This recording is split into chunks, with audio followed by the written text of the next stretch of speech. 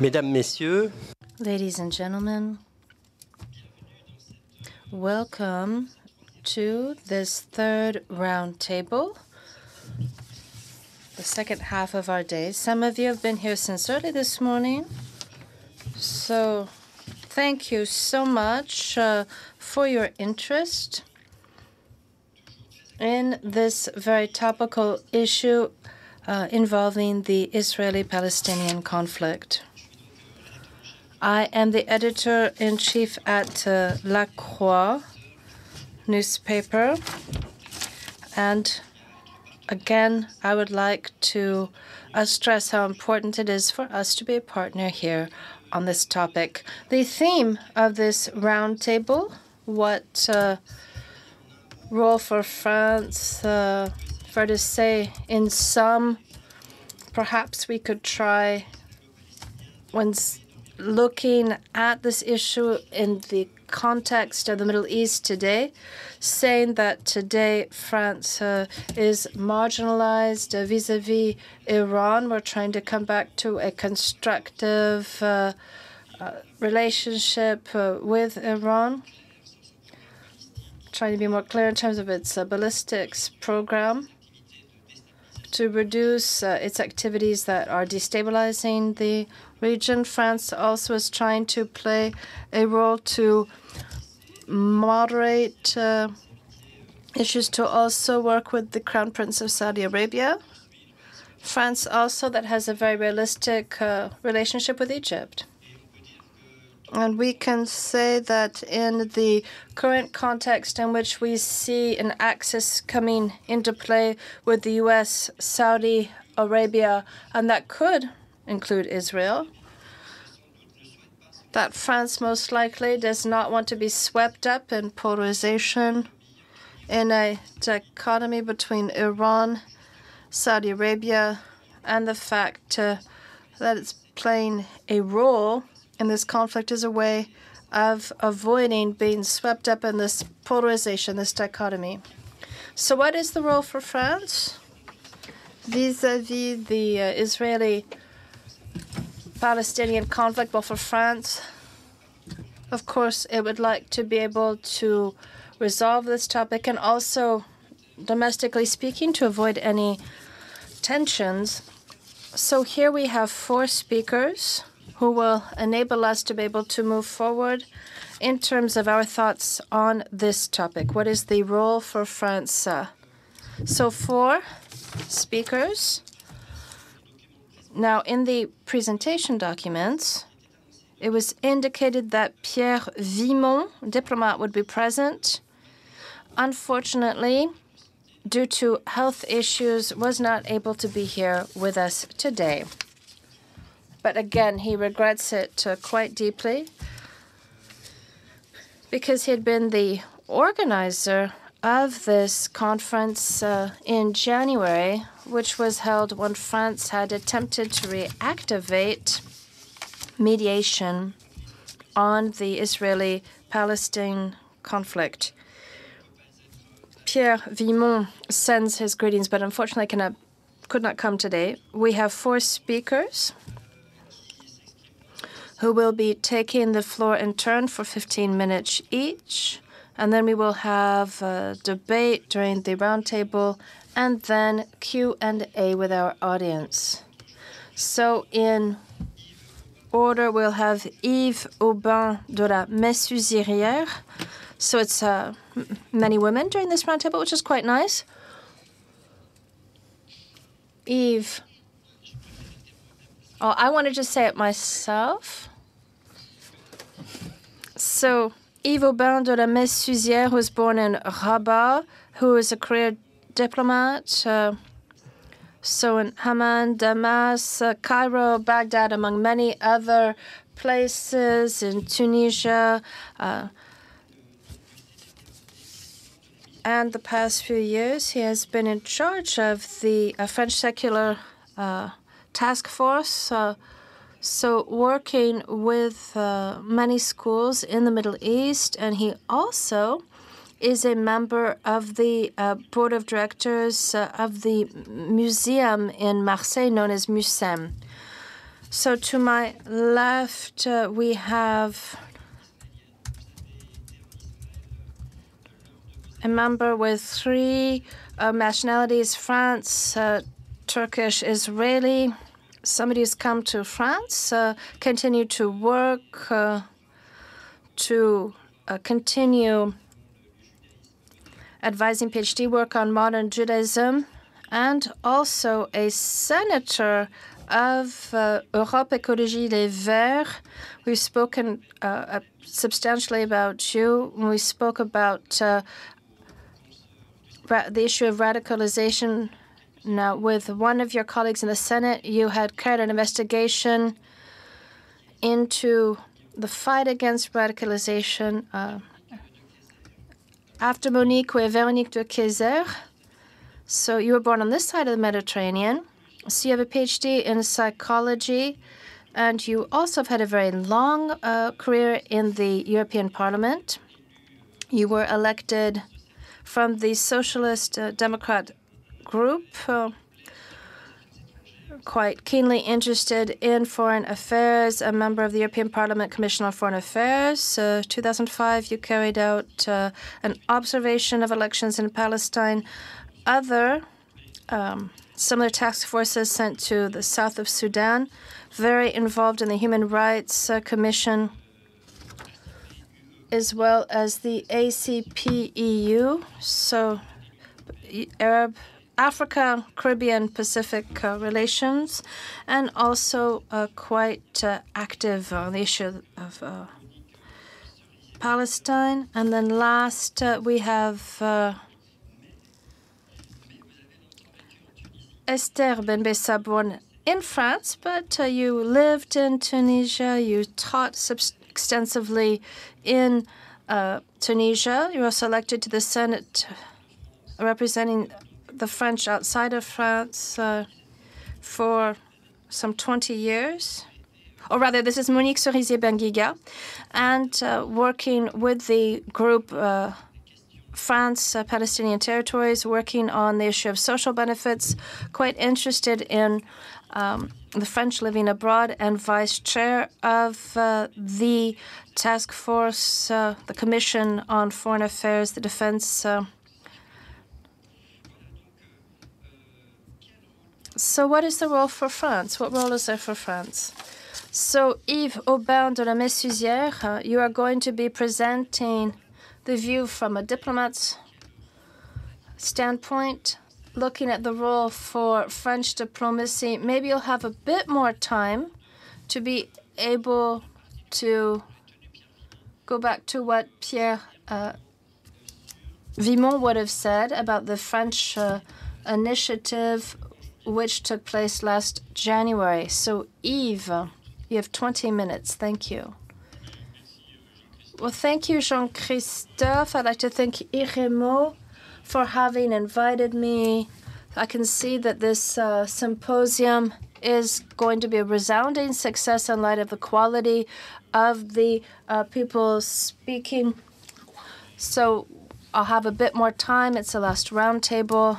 So I will go so far as to share some considerations on the development of what has wrongly been called the peace process. I seem to recall having come to this room the first time, I think at the end of the 1990s.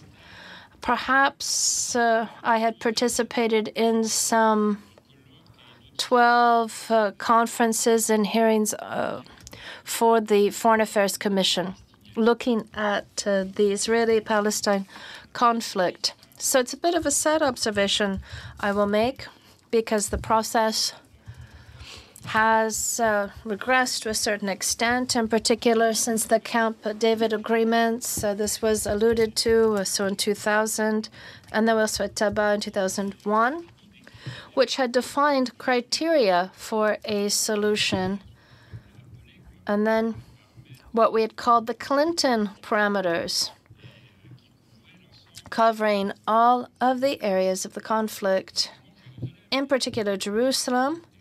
And I was talking about this earlier at lunchtime.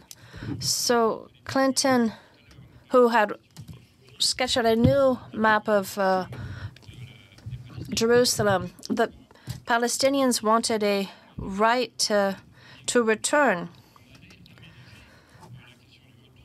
And the issue of these returning Palestinians was going to be addressed. There were several expectations.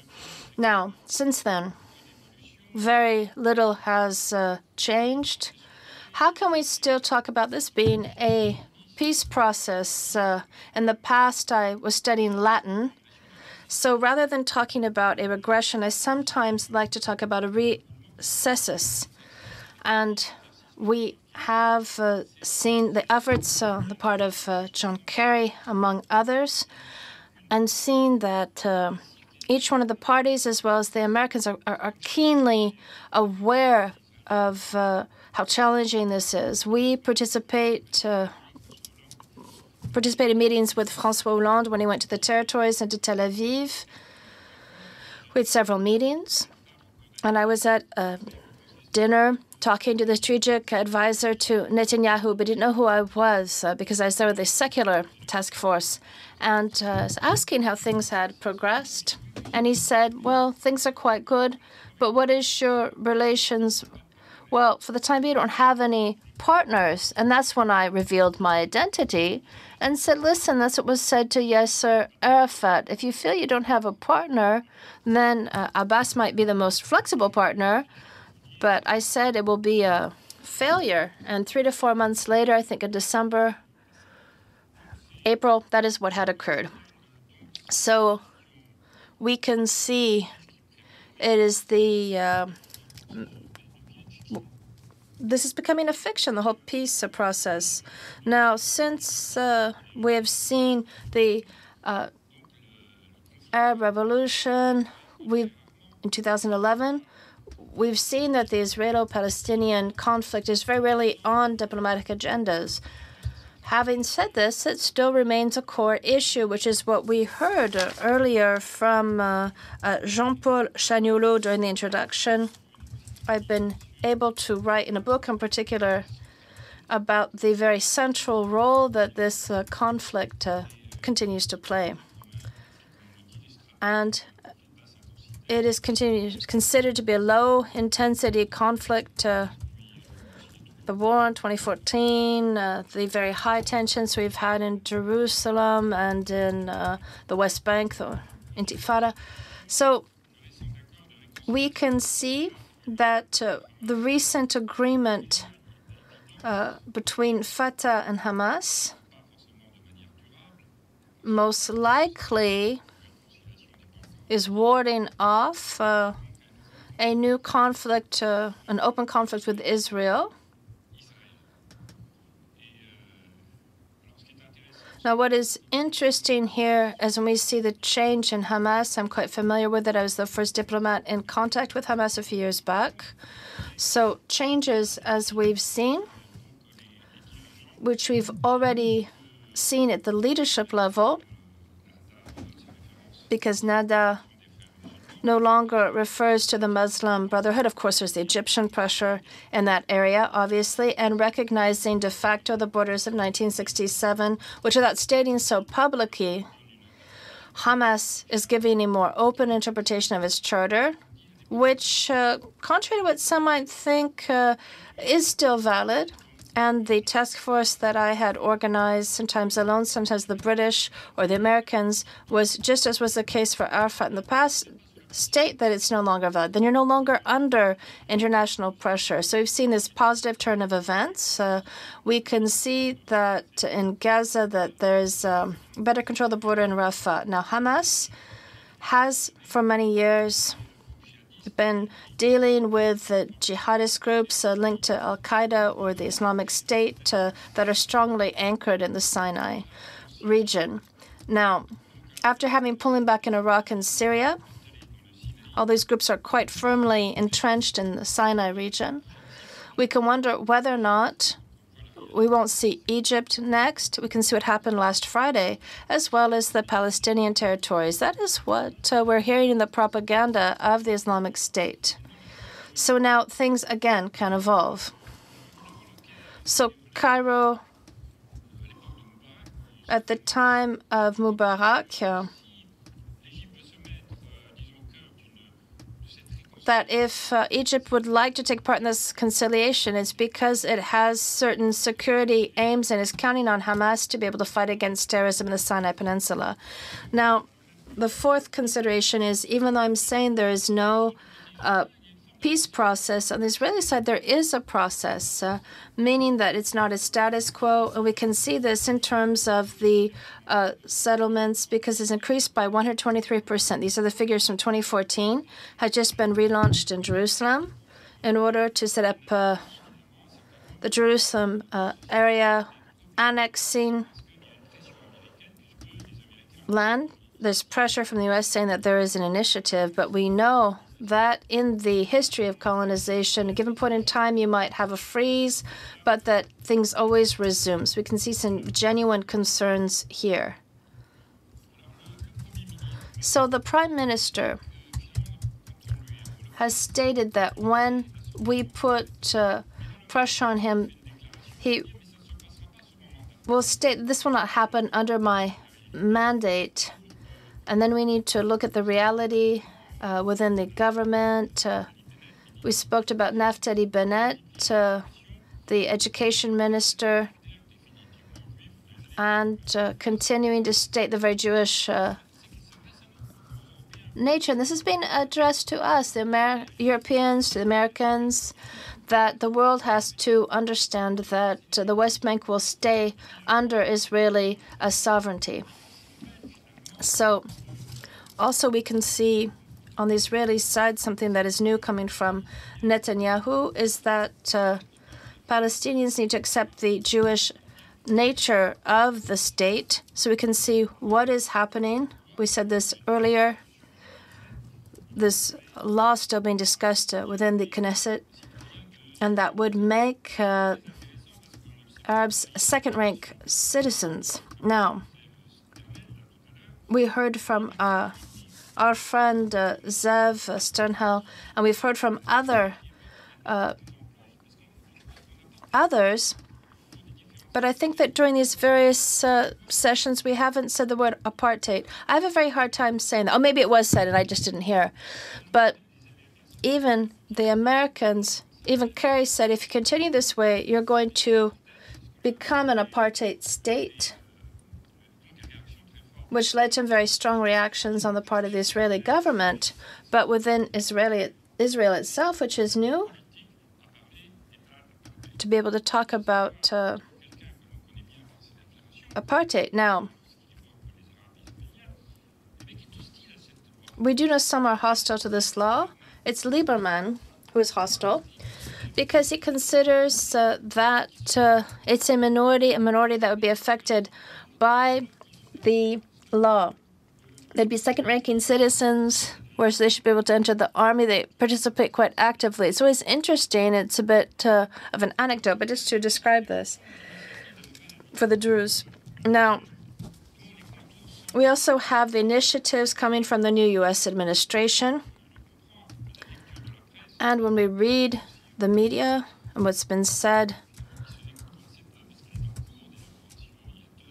but very little has been said. We have the president himself going out, traveling around the Middle East. Something's being prepared, but apparently this would be more economic in nature, which, for those who have studied the history of this conflict, is studying. There was Mr. Johnston back in the 1950s saying we will resolve this conflict economically. And then there were other plans, Peres and Netanyahu, believing that we could tackle this purely from this angle. So that's on the Jerusalem side, the refugees. And apparently there would be some financial commitments made on the part of Saudi Arabia. But I doubt this. Even if there is a new sovereign pushing things forward, I really don't see Saudi Arabia embarking upon this process. And he does have an opinion, but it's an extremely conservative country. So, again, I think I have some doubts as regards Saudi Arabia. In any case, if there's a process in one way or another, with Mahmoud Abbas trying to move forward, push things forward. But again, it's negotiations for negotiations' sake, with the involvement of Israel, Palestine, and the U.S. So here, we've reached this deadlock, and I hope I'm not wrong, Elias. I seem to recall what you had written in your book, saying that Palestine is not an occupied country, but a country that has disappeared. That is what you wrote. Now, coming back to our key topic, that was my quote. Okay, and I wasn't mistaken. So what is the role for France? I'm not going to go back over the history since de Gaulle in 1957. You know what he said. This is part of the Arab policy that is contested now, but at the time it made sense because France had broken away from the Arab world. 1956, the tripartite agreement on the Suez Canal, the Algerian War. And so we had this policy. And, of course, the Israel-Palestine aspects. And then afterward, this was continued by President Pompidou, again, based on economic interests, and then François Mitterrand following a more balanced line, characterized in particular by the first visit by a French head of state in Israel. I remember his speech at the Knesset, so a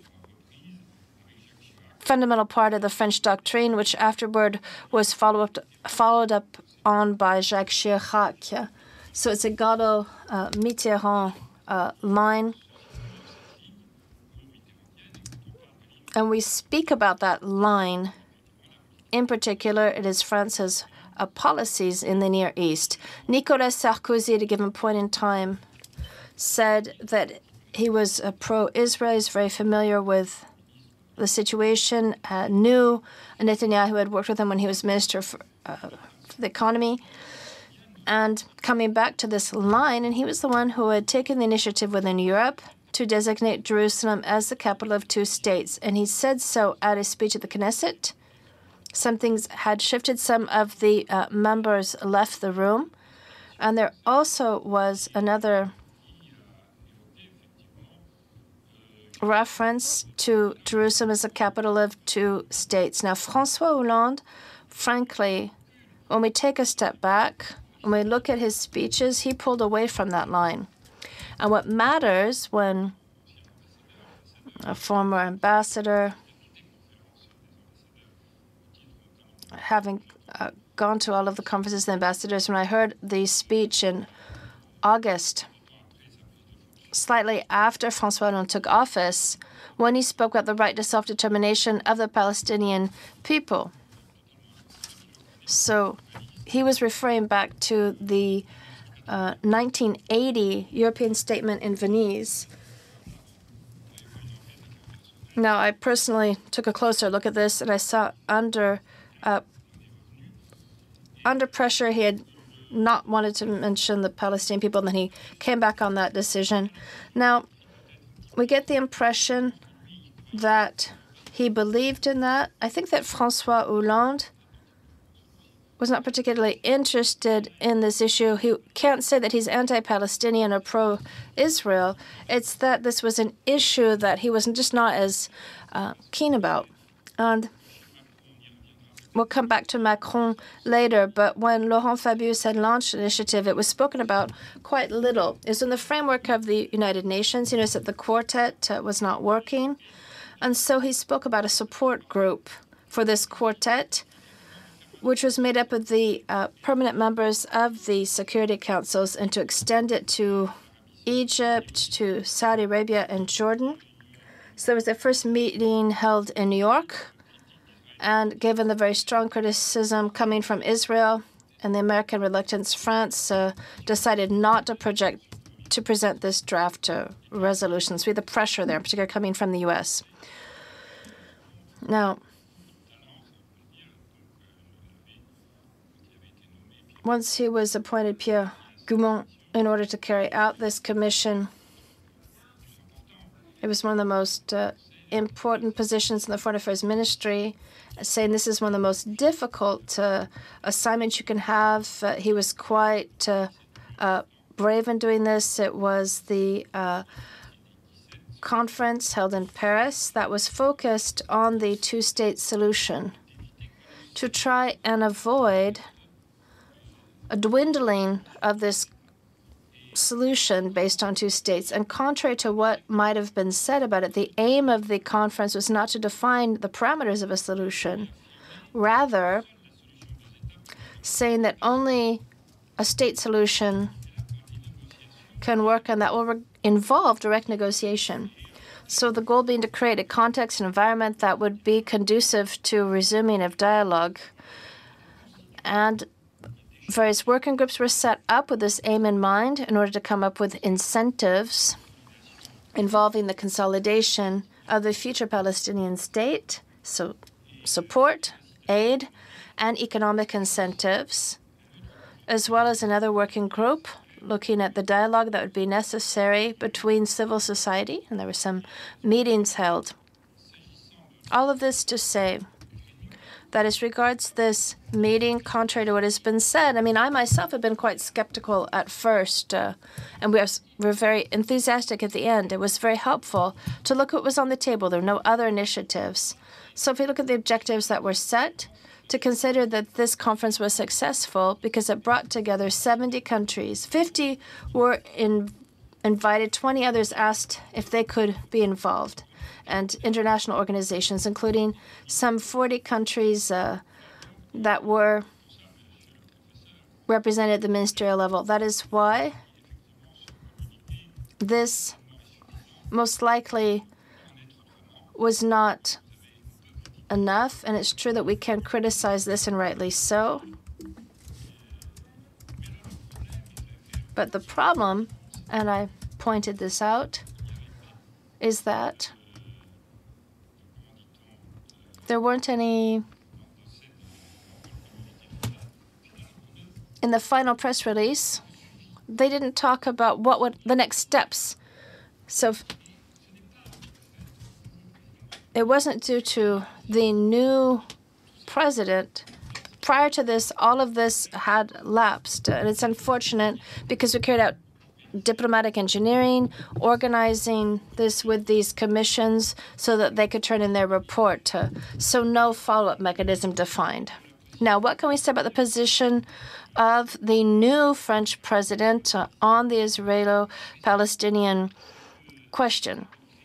Now, his doctrine has not yet been devised. He's remaining fairly cautious, and he tends to speak very rarely about it. In July, however, when he invited Mahmoud Abbas, he said no alternative to a two-state peace solution, so restating the position of France, the main obstacle, continuing unlawful settlements with regard to international law, and the absence of political horizons feeds despair and extremism. So that was the first time that he expressed himself on that. At the Conference of Ambassadors last August, however, which is an opportunity to set out key priorities for foreign policy in France, he just barely touched upon the Israeli-Palestinian question. But he said it is fundamental that France continue to weigh on the issue. We will continue our efforts at the UN in favor of a solution with two states, with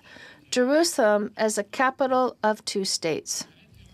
Now, the reference to the UN is important and perhaps heralds a role for the Security Council as Laurent Fabius had initially envisioned it, as I explained to you earlier, which does not mean that the UN and the Security Council would be the framework for negotiations, but there would be support from the United Nations, and we know that that is a red line for Israel. However, oddly enough, Macron did not say anything about Israel and Palestine at his speech before the UN in September.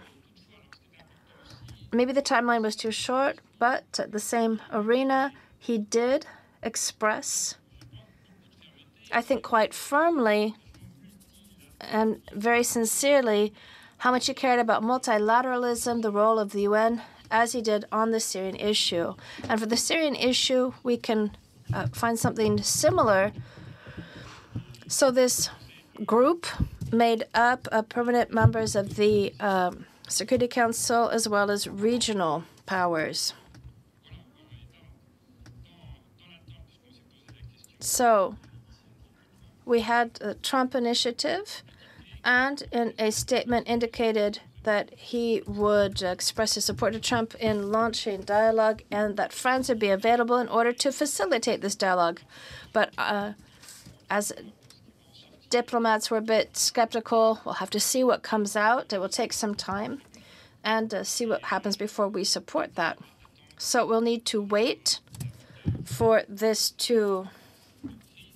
doctrine and policy to be defined in order to be sure that this Macron doctrine will be part of the Gallo-Mitterrand line, as he has claimed. So the Israeli Prime Minister will be coming here, but what I had understood, based on what I've understood, I don't have any certainty that he would come, but to speak about Iran, about nuclear power, about the regional situation, about Iranian influence, as if we should not be speaking about the Israeli-Palestinian issue at secondary. But I am convinced that, of course,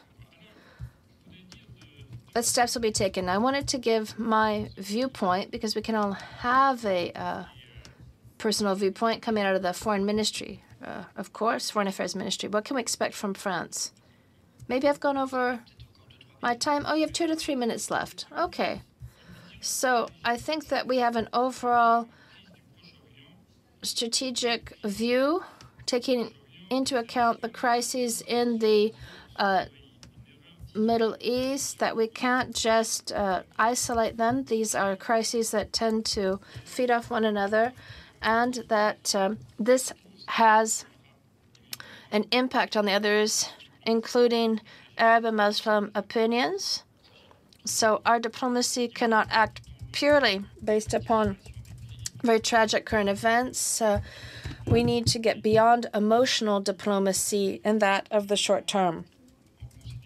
So, as we said this morning, taking into account a regional environment that is in upheaval. Second point, what we expect of France is for it to state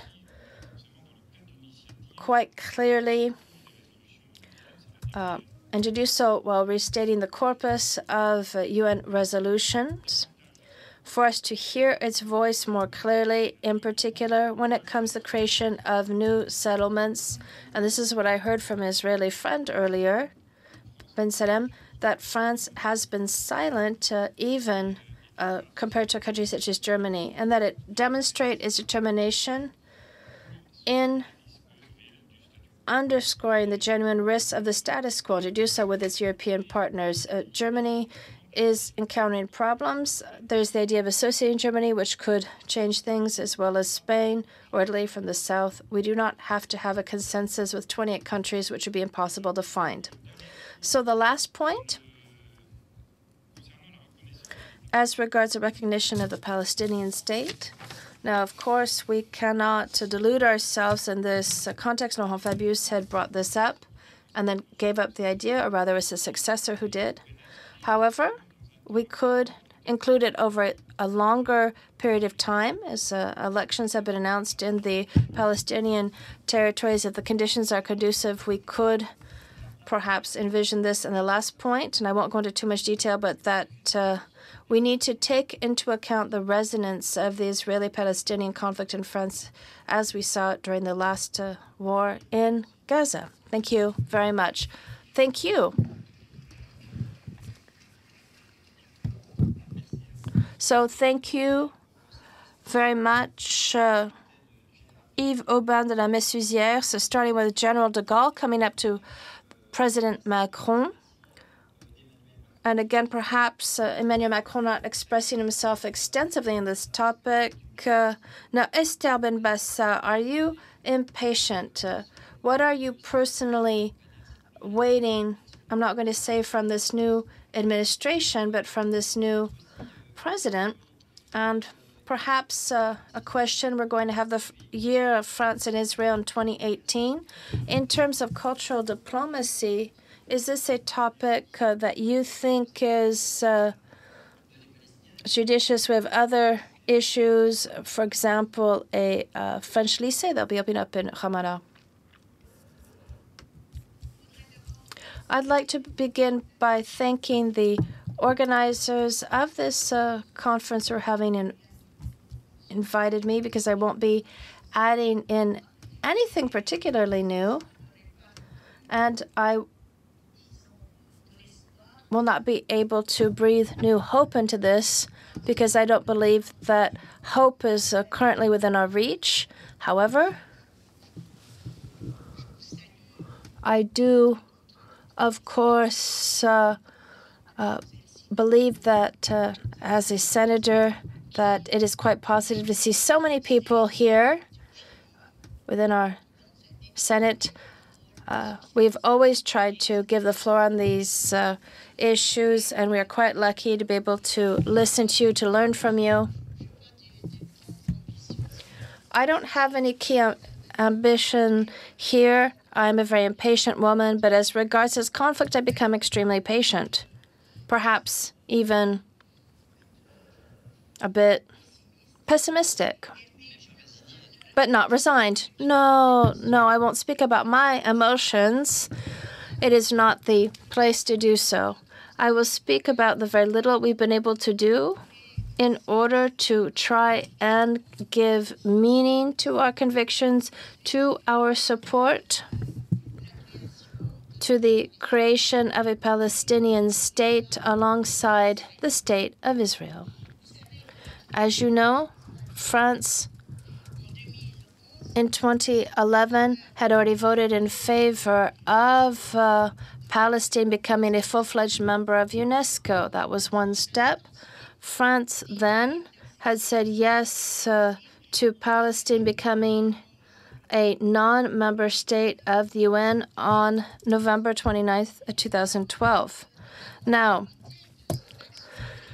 in follow-up to these actions, quite modestly, I, on behalf of my ecologist group, had lodged a resolution in application of Article 34-1 of the French Constitution on the recognition of the Palestinian state, so lodged on October 23rd, 2014. Next, many of us ecologists had co-signed a proposed resolution which was presented in application of the same article on recognizing the Palestinian site, which had been lodged by Gilbert Roger and myself and several other colleagues, including other political groups in November 2014. You can see that there's been a genuine push, and that together it was adopted by the Senate on December 11, 2014, with 154 votes in favor and 146 votes against. So it had been quite tight, but it also was an opportunity to see on this type of issue how we could come together, because generally here we're always divided, more or less, and how I remember this evening when we had written together. We were all from different political leanings, but we wrote this text, and we were able to ensure that it could make its way through, and it was passed. And a few days later, or earlier rather, on December 2nd, a similar resolution on the recognition of the State of Palestine was adopted by the French National Assembly. So we can see that when we have this impetus and how fruitful it can be. So I'm quite proud of this initiative. And genuinely, I also was able to learn how what we can do when we're determined in order to move forward, despite of. So this involved the recognition by France of the Palestinian state living peacefully alongside Israel, and also required the resumption of negotiations immediately before leading to a definitive settlement or solution to this conflict.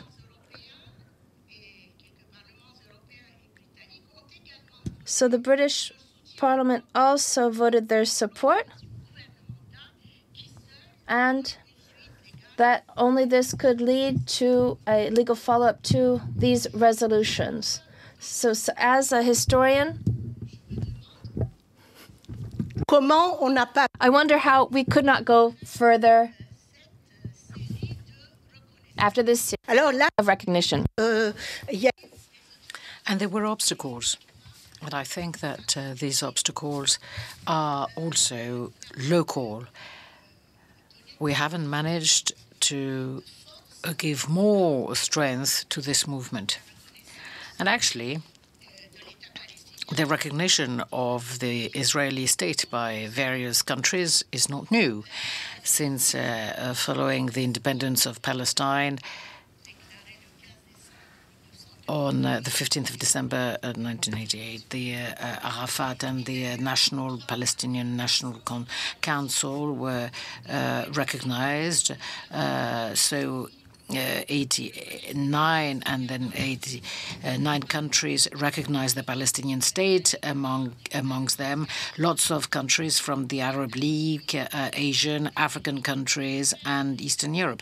And then between 2008 and 2013, the Latin American countries get free from the U.S. policy, and many Latin American countries recognize Palestine. So, and then the Vatican recognized the Palestinian state in May 2015. End of 2014, Sweden proclaimed is the recognition of the state of Palestine officially. So there are quite a number of countries who've recognized Palestine as a state, which is quite awesome.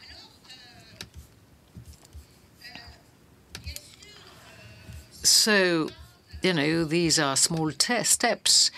And of course, that doesn't lead to a settlement of the Israeli-Palestinian conflict. The policy, or let's say the, trend, the trend of the Israeli policies is to, to increase its territories. And there is a true discouragement of progressive people in Israel, and the coercive and repression measures against NGOs and associations have really discouraged them. And a few years ago in Palestine, we met these associations and NGOs, and they were less,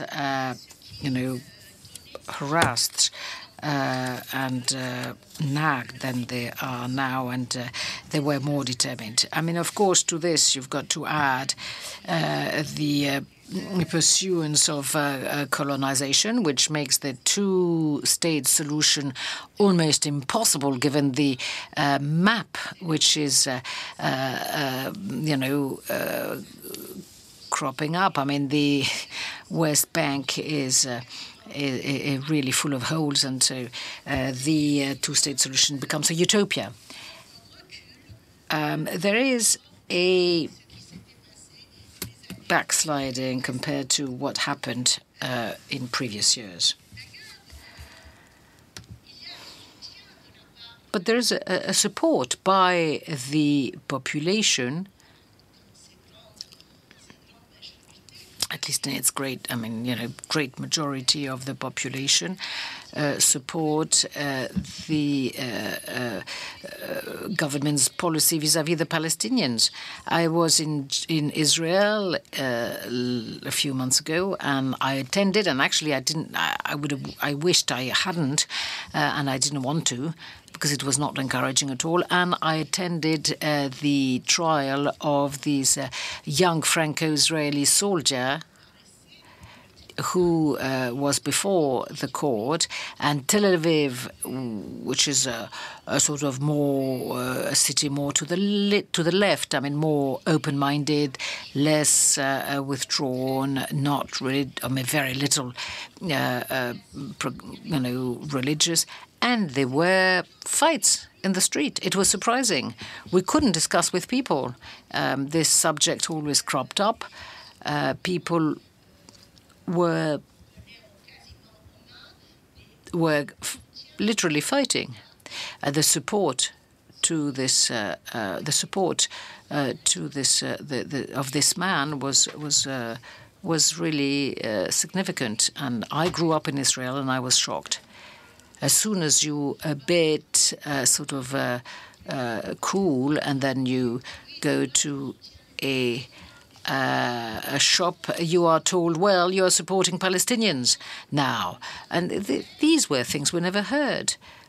There were, of course, moments of anger, but now it's hatred, and this is a complete different kettle of fish. So I'm not going to dwell on this question, but I think that the population has changed, and all this has really had an impact on the population. And also, there is a lack of interest of the population, or at least a great majority of the population. So you've got hatred, but alongside the hatred, you've got the lack of investment and disinterest concerning Palestinians. And as long as they're behind this sort of mental wall, since hundreds of Palestinians have to climb up this wall in order to go and work, Israeli people sort of tend to forget about the Palestinians. As soon as there is an attack, then they start remembering the Palestinians again. And immediately the slogan of the government is, we do not negotiate with criminals, and that's it. This is a rhetoric which goes on and on. It is true that PDS, I'm going back to France, but of course I'm not going to talk about the dispute there is within the Palestinian authorities, who have big differences of opinion as far as the solutions or the measures to be used in order to reach that two-state solution. To have two states alongside one another or each other. Well, to go back to France, PDS is probably the measure which can make, the Israeli government backslide. But then you've got the Trump administration, Trump arriving, or coming into office. Obama was not really very ambitious on the issue, which didn't, make the question progress, and Trump is not interested either. And there's this sort of lack of energy of the European Union. I'm not going to start, lecturing you in history, but this is due to also to the history of Europe. We can look at this problem from all angles, and we would understand a bit better. But this is not the place to do so. But this explains why there is no progress. And there has been no progress over the last few years. I would add as well, there is a very little enthusiasm from the big Jewish community. The French Jewish community is the biggest in terms of numbers. And this French Jewish community is not very enthusiastic about finding a solution. I mean, also this is due to the composition of this community and its connection with these, with the Muslim communities, which means that there is no real will to move forward. And in history, for example, when we look at the Treaty of Berlin, it is the European Jewish which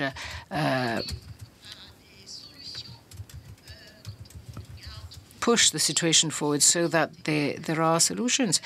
I mean, the Universal Israeli Association, etc., acted a great deal.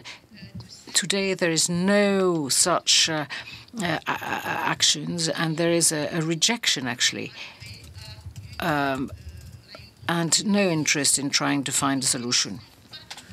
That community is not sparing France nor Europe to actually take action.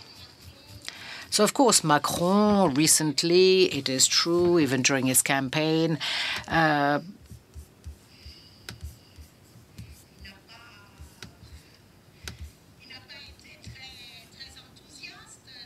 said something. He hasn't been really very enthusiastic. He was interviewed by Mediapart, and Macron said that he was hostile to a unilateral recognition of the Palestinian state because it would cut off the dialogue with Israel and wouldn't improve the situation of the Palestinians on the field. However, in July 2017, Macron, hosted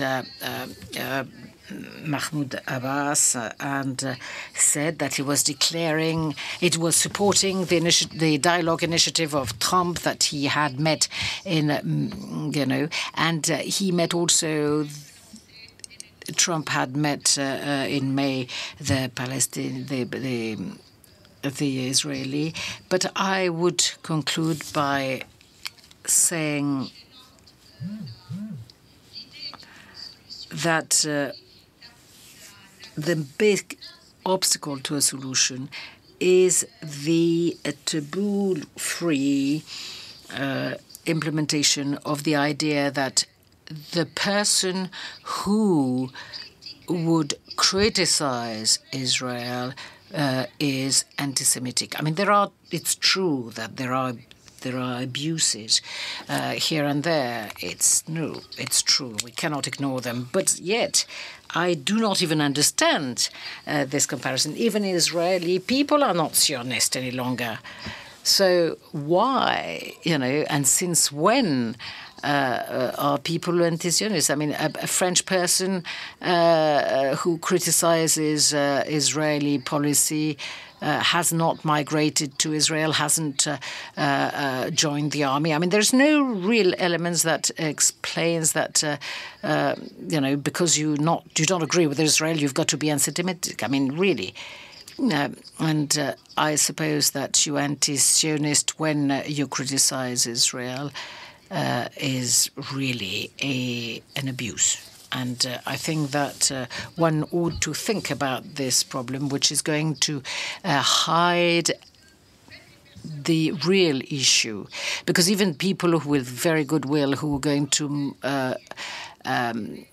support that cause may be considered as anti-Semitic. As usual, we are in sort of conflicts and dispute, and this is another dispute which is launched by Macron and Valls. So I, call you on to thinking about these issues. Thank you very much.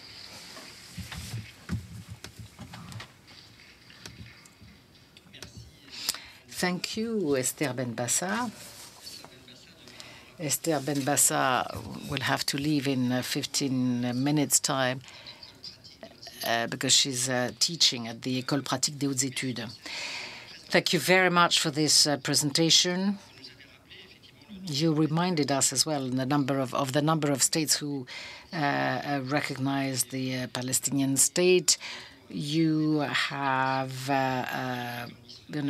encouraged us to look at the political situation in Israel, and you also took a look at the French Jewish community. Véronique de Keyser, for a long time you were MP of the European Parliament. You have Belgian nationality, and you are thinking in a different way from France and from the area. So, could you explain to us how the French policy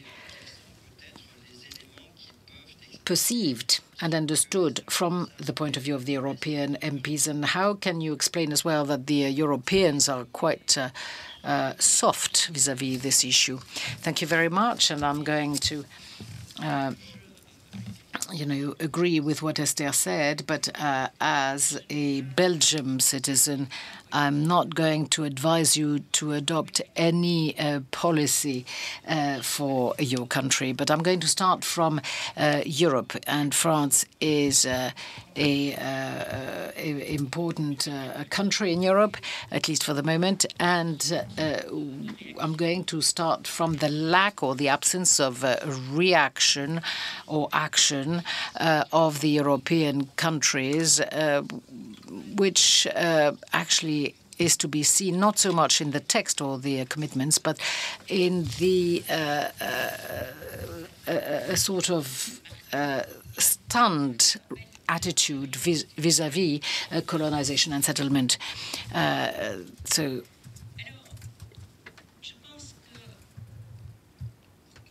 I think that in order to understand what's going on, I wouldn't start from real policy or politics. Indeed, many things changed over the last few years, but what happened, that is this progressive drifting of the situation, i.e. little by little operations in the field which hasn't been condemned. I mean, the tolerance vis-à-vis illegal actions and the European, the European countries have not reacted, and that's not reality, it's psychology, and I'm a psychologist. I mean, remember, in 1988, 1990, the European Parliament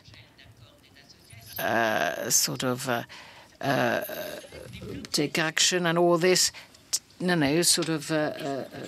and block the situation. Pourquoi?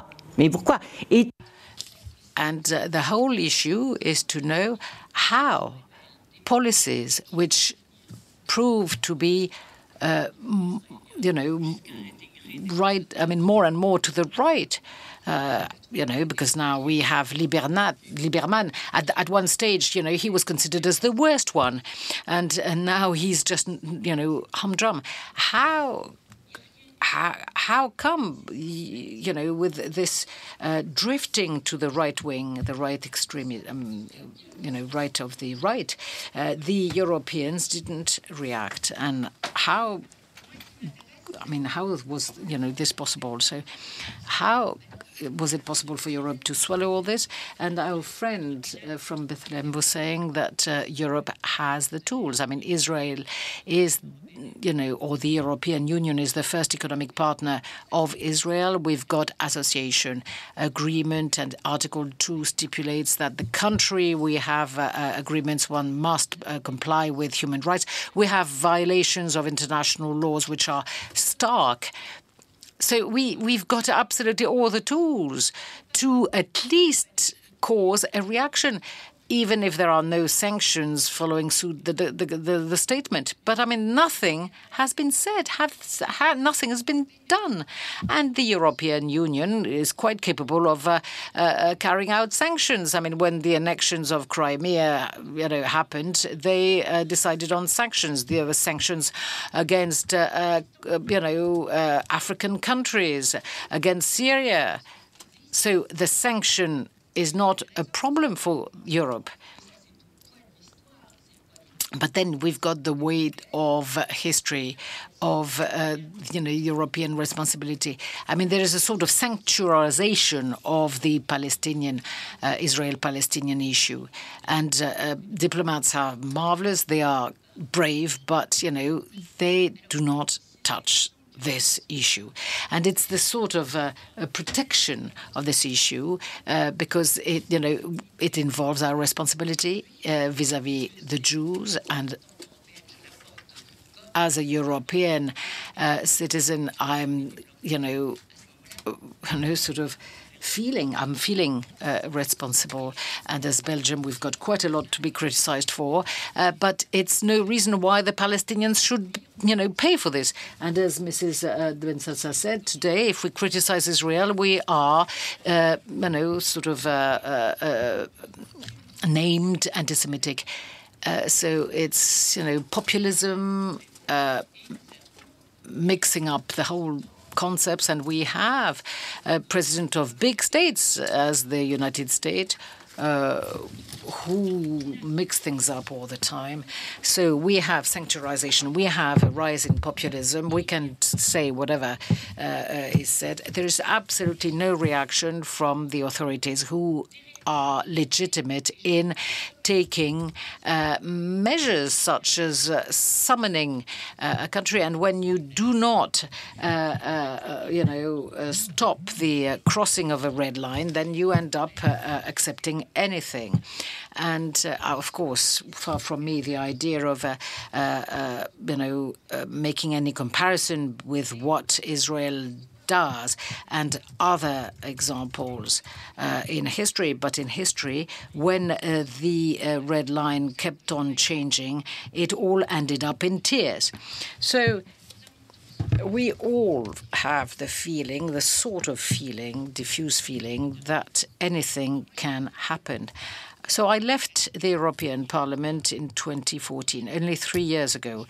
And in 2014, things were not going well. There were lots of attempts for peace which have failed. Colonization settlement was continuing. But the base on which we were relying on was already quite sturdy, was still sturdy.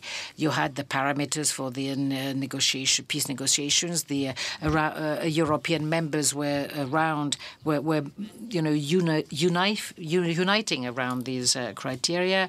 You had the various representative who disagreed, who were just abstaining, and we had new ministers, some those of Ireland or Malta, saying the European Union cannot abstain. They have to be in favor of Palestine becoming a member state of UNESCO as an observer. And we had to, and they said we have to take position. And, thank God they did that, because otherwise the whole of the European Union was going to abstain. But you still had a few members sort of rising and doing something. And France is quite capable of panache. But today, and I must say that I support what our friends said earlier on, saying let's stop lamenting and let's try and do something. But today we're quite prepared to accept and be resigned in the face of transfers and annexions and annexation or whatever. We are prepared to accept anything. And then I wondered, are they mad? Do they believe that young Palestinians are going to agree that? We didn't mention the young Palestinians. They are, muzzled by Ahmadabad. They cannot. Do you think they're going to accept this for long? While we are talking, about what's going to happen, I think that we have reached a situation where we have accepted too much, that we have done legal discussions. Are we going to get the product coming from settlement, and the European Unions, don't know how to control what comes in on its territory? We're going to ask the member states to verify a 7-figure code, and we cannot do it. When I went to the airport near my place in Liège, and I said to the guy, are the settlement or the colonies, the product from the colonies, entering the territory? And he says, well, it's a long time since we stopped importing from Africa. So, the European Union has really locked itself in a sort of rhetoric, and the settlements do not belong to Israel. And so in our agreement, we're going to be very careful about guidelines and labelings, and there are no European controls. It's the member states which are controlling. So it's the customs officer from the Liège airport who is controlling this.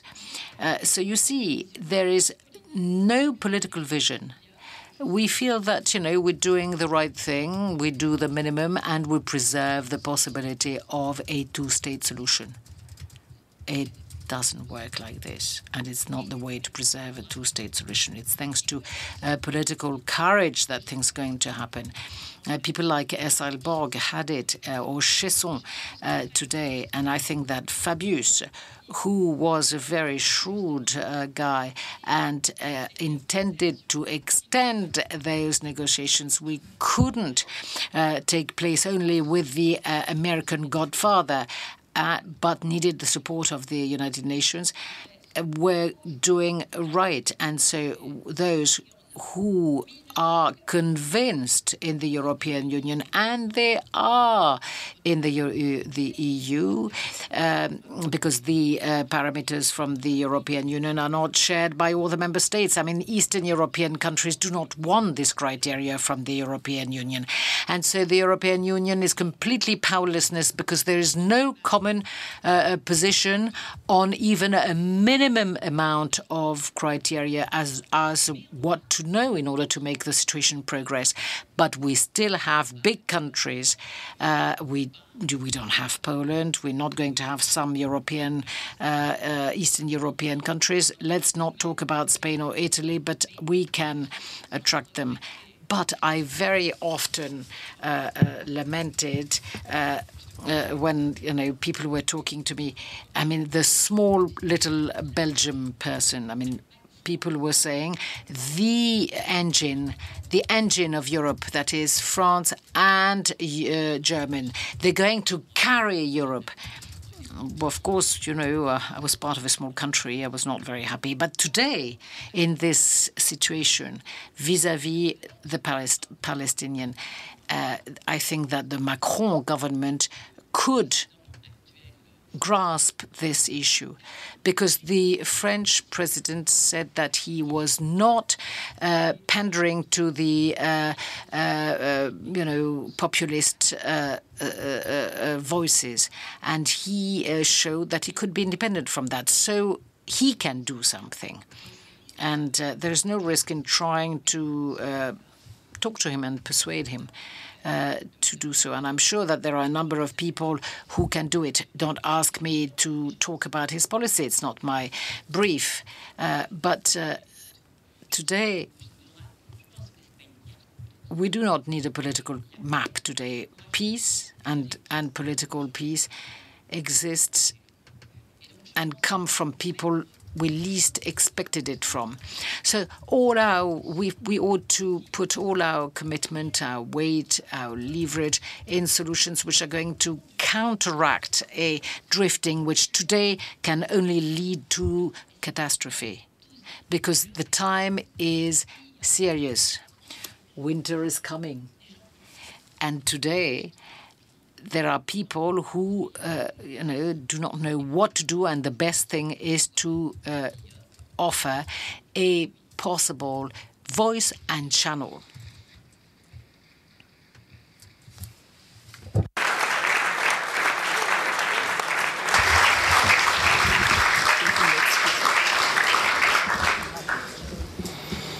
Merci, Véronique. Thank you, Véronique de Keyser.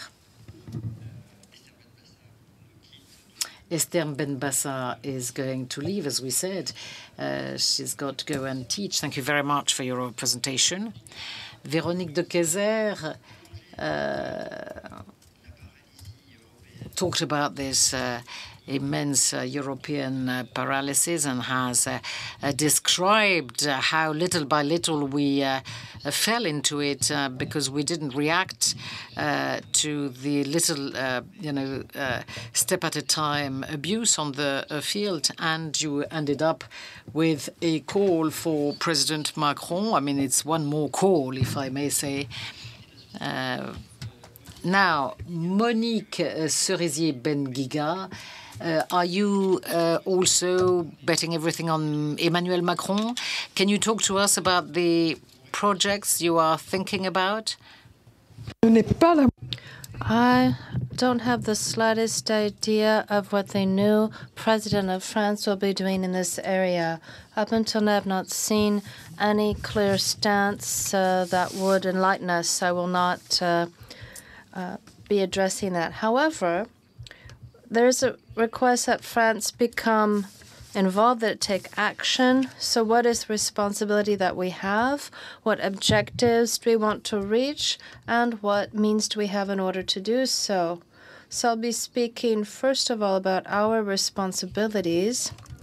And when we look at the Palestinian tragedy, France must start by sweeping in front of its door, or maybe in its backyard, because we should never forget that when we look at the genealogy of Zionism, that the Dreyfus affair played an important role. When we look at French anti-Semitism, it convinced in convincing Theodore Herzl that at the time there was a colonial model and that there would be no security for the Jewish people. So the first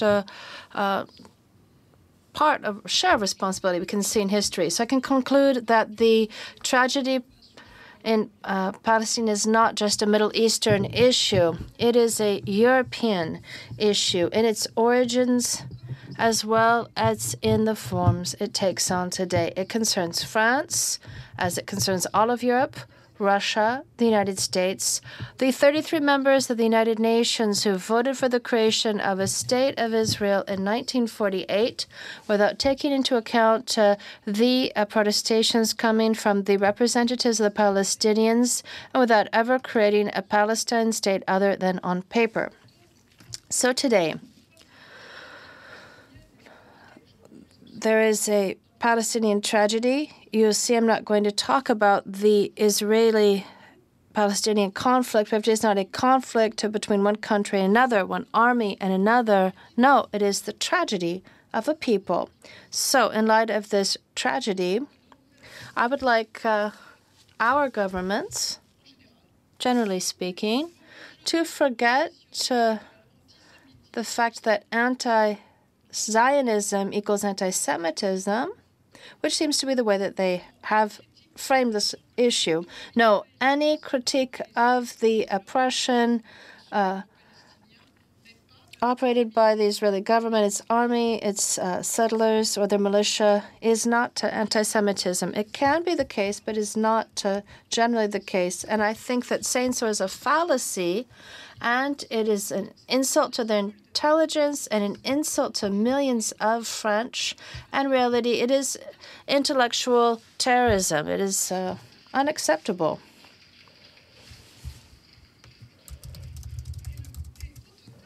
So in sum, it is just a legitimate defense of the French Jews who have suffered from anti-Semitism in this country. And maybe it is a response to this. Now, when we look at this, again, we're speaking about France this afternoon. I would like the French government to have the courage to come up with a project, the Alliomarie Circular,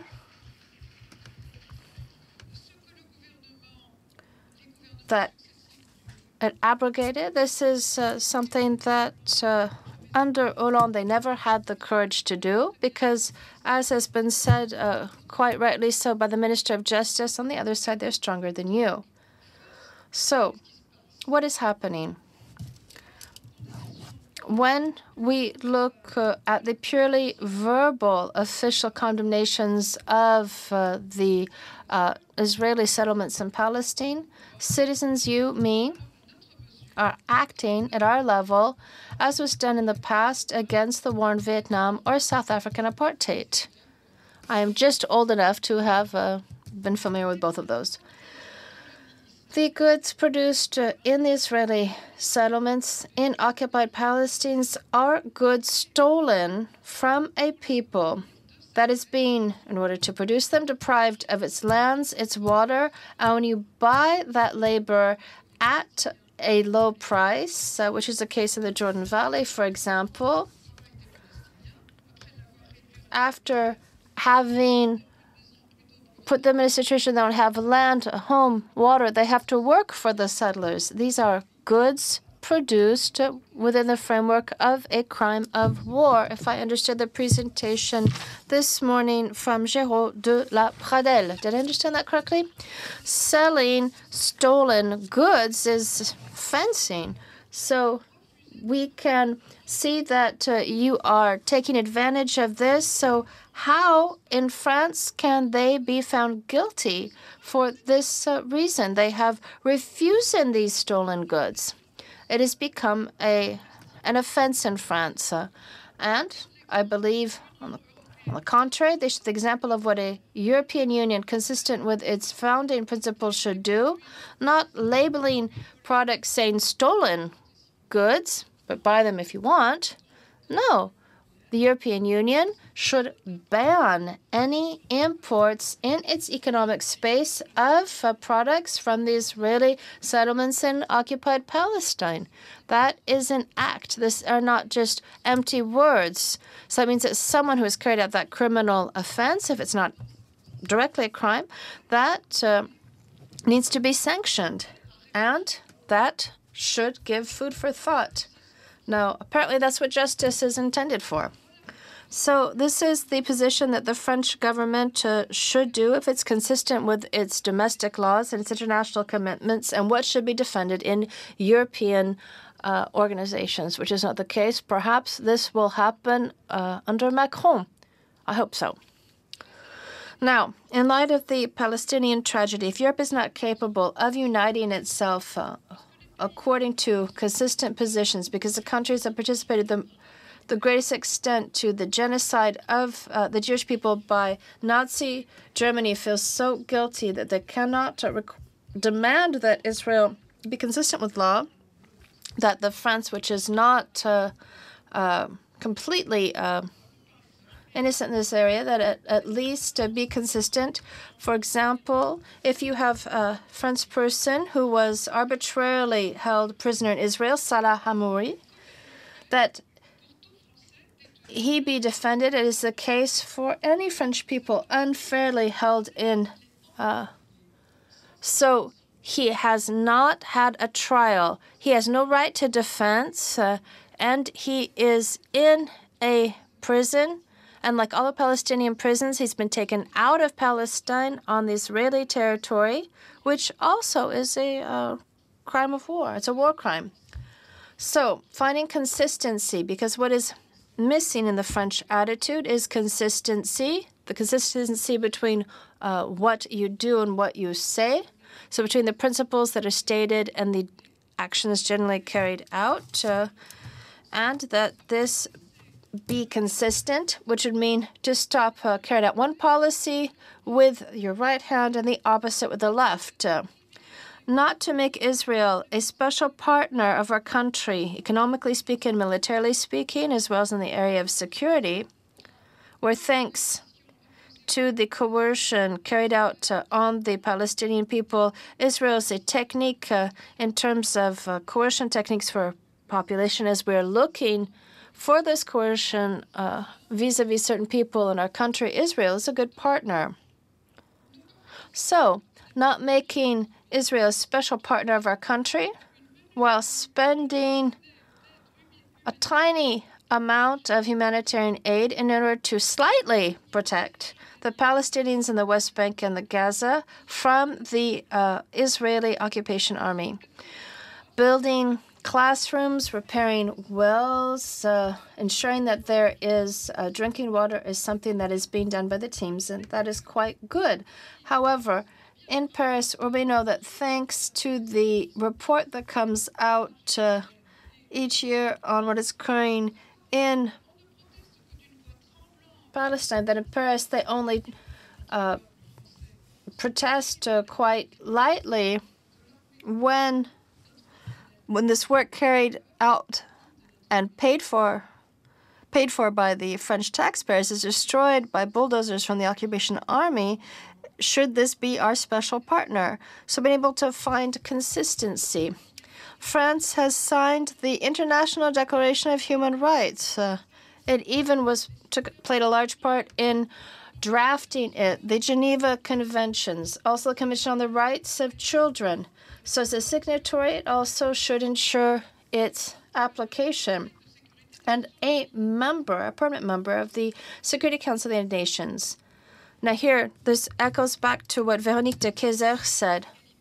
When these documents that are the basis for international legality are being trampled on, France protests, takes sales sanctions, blocks banking accounts, or refuses the entry on its territory of the key stakeholders. These are actions and not just empty words, but only verbal protests have come out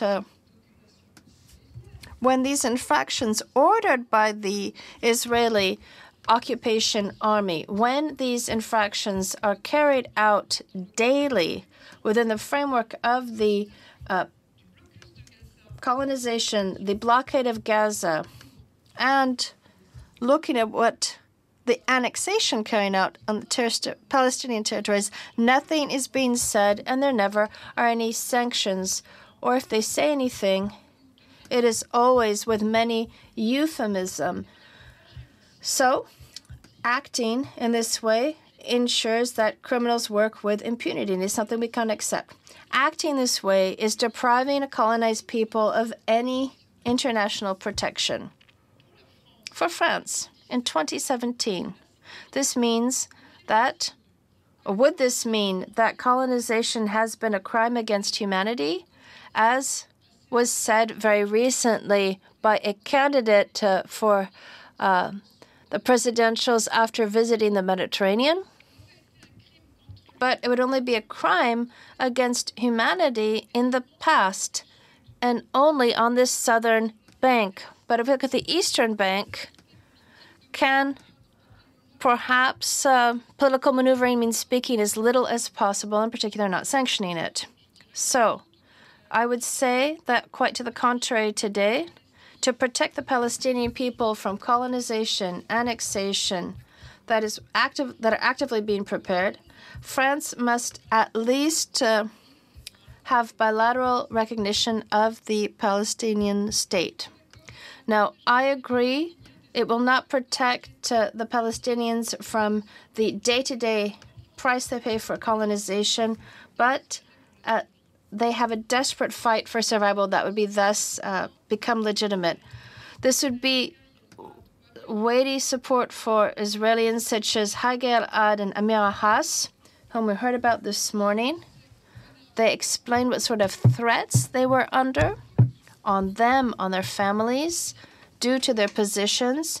These Israelis were fighting against the negative effects of what is happening with part of the electorate and the governments in power. Now, I will conclude by reminding you of two historic precedents. Sometimes, as we've seen in the West Bank and Gaza each day, that force can reduce people to submission, to slavery, to disappearing, as took place in the American continent in the 16th and 17th century under a European, Hispanic, and English conquest, which was pitiless. Now, history has also proved that when a people is entrenched in its culture, that they can resist everything. The Jewish people were able to overcome Muslim discrimination, and in Europe, anti-Semitism and the Nazi genocide. Likewise, the Irish have been able to survive 4 centuries of an English oppression that is incredibly similar to what the Palestinians are encountering today. A famine triggered by the colonial system, resulting in exile. But the English in 4 centuries weren't able to destroy the Irish. So we can regret that since 1948, the State of Israel, rather than building itself within recognized borders and seeking out the path to peace with its neighbors, is attempting to burn the soul of Palestinians as the officers give the orders to do so to their soldiers in the West Bank. The Palestinian people continues to resist, as the Jewish did for 2,000 years, as did the Irish, who also were so deeply attached to their national culture. So for France, it is a duty, and at the same time, it is realism and its honor to be alongside this people that is fighting on behalf of the right that people have to make their own decisions, the right that it must safeguard as a permanent member of the Council of Security of the United States, which is supposed to ensure enforcement of its charter. And here I'll refer to what Elias Sanbaz said. Thus, France will enable, or at least will contribute, to placing both players on an equal footing. In legal terms, it will stop, to speak frozen words, it will take action, and I hope able to say that in the future, if it were to do that over the months and years to come, that it would genuinely be taking action and generally be on the side of sustainable peace and justice.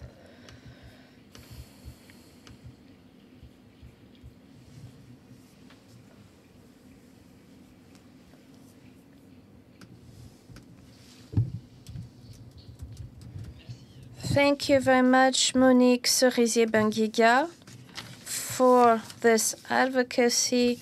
You have stressed very concrete measures that could be undertaken by the French authorities, and at the same time, you have placed yourself alongside the values of law.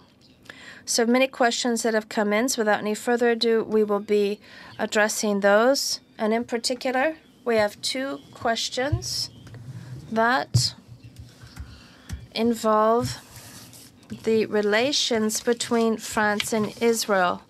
Why is it that France today is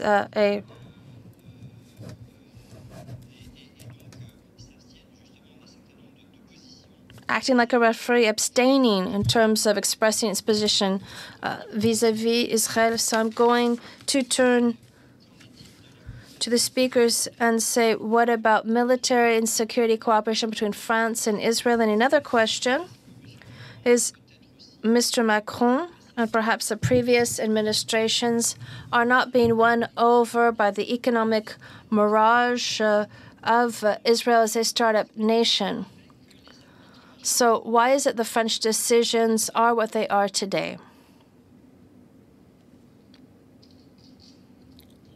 Yves Aubin, Messuzière. Well, the first question would be France acting as a mediator in Europe. No, I think that we need to recognize its role, and this is recognized by nearly all of the European partners, that for decades it has been a precursor. All of the key initiatives that we have, the Declaration of Venice in 1980, that 1999, which your humble servant had worked on, recognized that there'd be no viable democratic state of Israel and that at the end of the resolution should be seen in due time would be recognizing the state of Palestine, stating at the time that Yasser Arafat will take this further with the Declaration of Stockholm, bringing up Jerusalem as a capital of two states, is also a French inspiration. And we can also say Nicolas Sarkozy's having been the first one to speak out on this topic. So it was genuinely one of the precursors. And we also spoke about Germany. But what I wanted to say is that Germany, as was said by the head of B'Tselem, that it had the courage to be in diplomatic confrontation, verbal confrontation with Israel. The German Minister of Foreign Affairs went to Tel Aviv 6 months ago and announced that he'd be visiting B'Tselem and saying either B'Tselem or me. And the Minister of Foreign Affairs, ultimately, German minister, chose to go to B'Tselem, and that's courage. That's what's called courage, political, diplomatic courage. We also have seen changes on the German side, because looking at the Lutheran churches, because there were several projects of these Lutheran churches which are quite present in Israel since the end of the 19th century. There are many projects that were also destroyed, and that is where we can see that there's no strong expression on the part of Europe, and we must recognize this on France's side. So I don't have any specific information involving cooperation, military security cooperation with Israel. Of course, there's a very long history behind this cooperation, dating back to a time when we provided expertise on the development of nuclear weapons for, or rather, nuclear power for Israel, which is interrupted by de Gaulle. But most likely in Europe, there's sort of a fascination for a security model that's Israeli. Some even are quite unlikely because the context in France is quite different from their context, that we have this security model could be an example. Now, I don't believe that there are any in-depth discussions. Well, perhaps, but that's cooperation.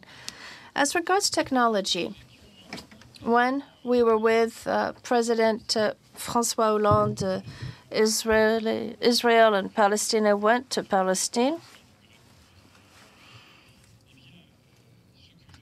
First center that would be inaugurated by President Macron. What I said to the circles around François Hollande were in Tel Aviv.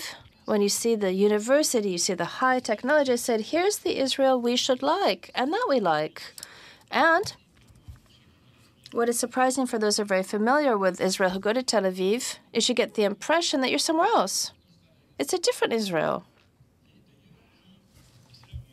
And it's here that we're surprised when we see the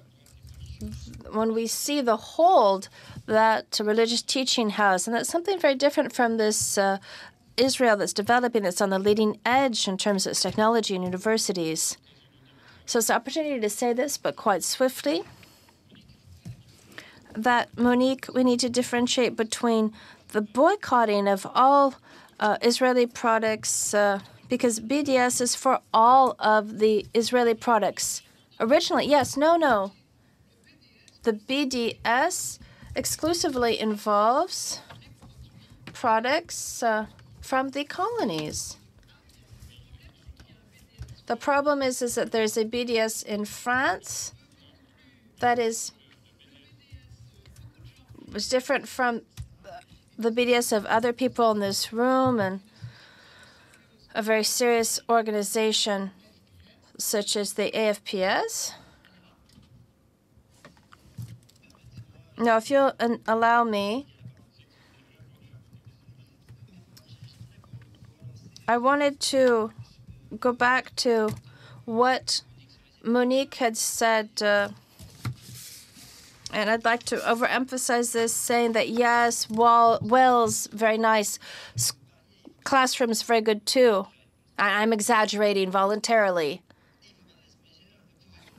Could you perhaps talk about this project that we have in Hamada, this long-term cultural initiative being undertaken. It is Macron who will be inaugurating this. I think we also have an intergovernmental conference between Palestine and France slated for the month of March. So again, we have these very concrete gestures on the part of the French authorities. How should that be interpreted? This is a project that I launched personally. We've been in Lebanon, Syria for over a century, later in Egypt. And in the territories, there was a need for teaching. So there's a great deal of enthusiasm, but it was very difficult to get that adopted, even though originally there was no request for financing from the French state. And then on the Israeli side, we were confronted with a problem that is minor compared to others. We had to set this up in Zone C, where there was a risk, and we had to go through Israel to get the authorization. And I said, we're not going to do this. It's a project for Palestine. So we were supported by Mahmoud Abbas. It was running late because in light of the risks, we had to measure those risks, and I wanted there to be a commitment on the part of the French state, even though President François Hollande had publicly announced this project when he was on an official visit. But we had to wait until this could be set up. There was reluctance on the part of the French government in terms of the guarantees.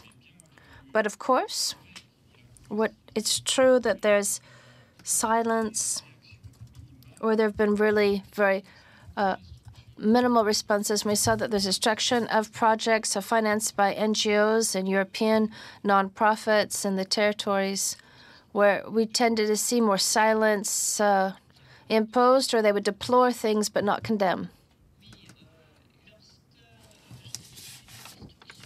When I saw the destruction of this type of projects, I turned to the European Commission at the time, which has been able to put numbers on this destruction so we know precisely how much has disappeared.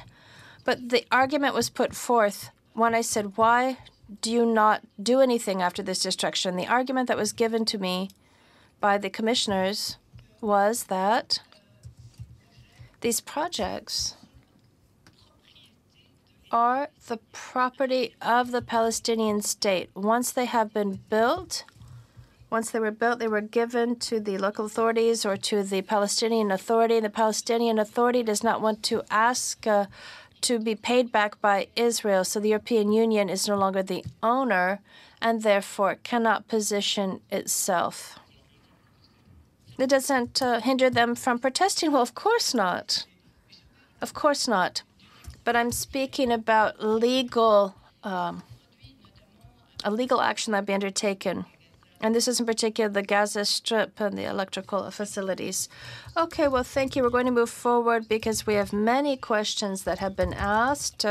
We'll also take the time to give the floor back to Elias Samba, who perhaps did not have the opportunity to respond to questions this morning, as well as to Hala Abu Asira.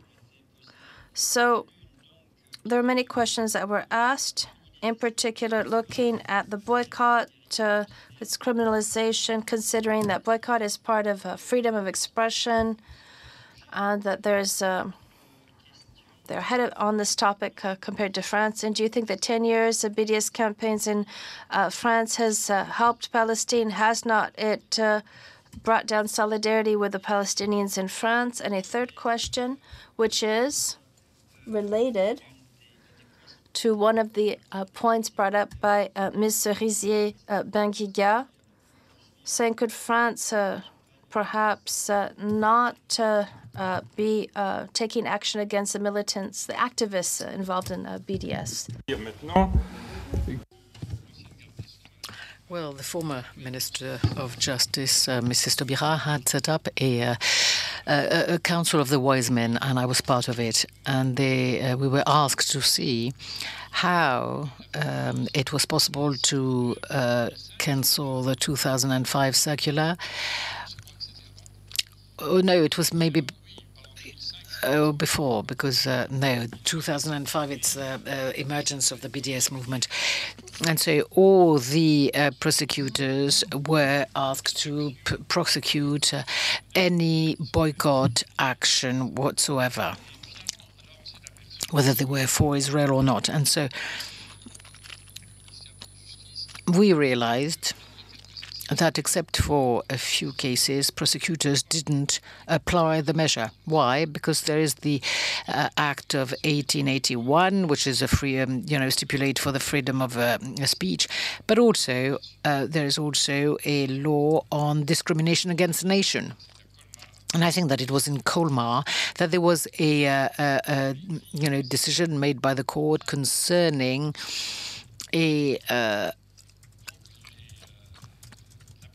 concerning the imports of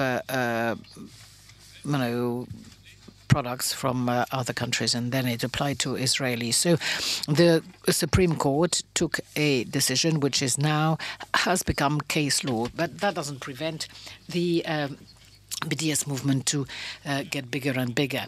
But when BDS was created in Palestine in 2005, and it concerned the occupied territories and the settlers, it corresponded with a movement in France which applied to much wider, and this is going to be taking over or pursued anyway. And the BDS movement is very strong in France, in other countries, but also in the United States. But also, what was incredible, and several of us took decisions, when François Millon and Alio Marin, Ami, assimilated BDS movement with anti-Semitism, and saying those activists were boycotting kasher movement products. And many MPs really were up in arms, so much so that Fillon backslid.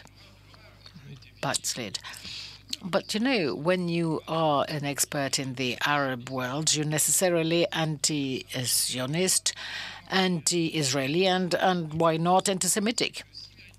The problem is that if the states in Europe do not take action, then there will be movement in civil society, such as BDS, who are going to get mobilized.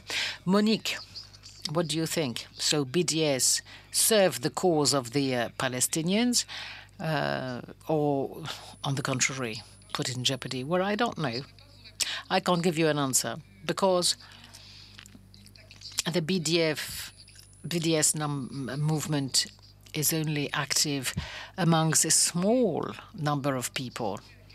And I've noticed, because I took part in a few actions in front of shops, it's quite rare that we've got negative reactions.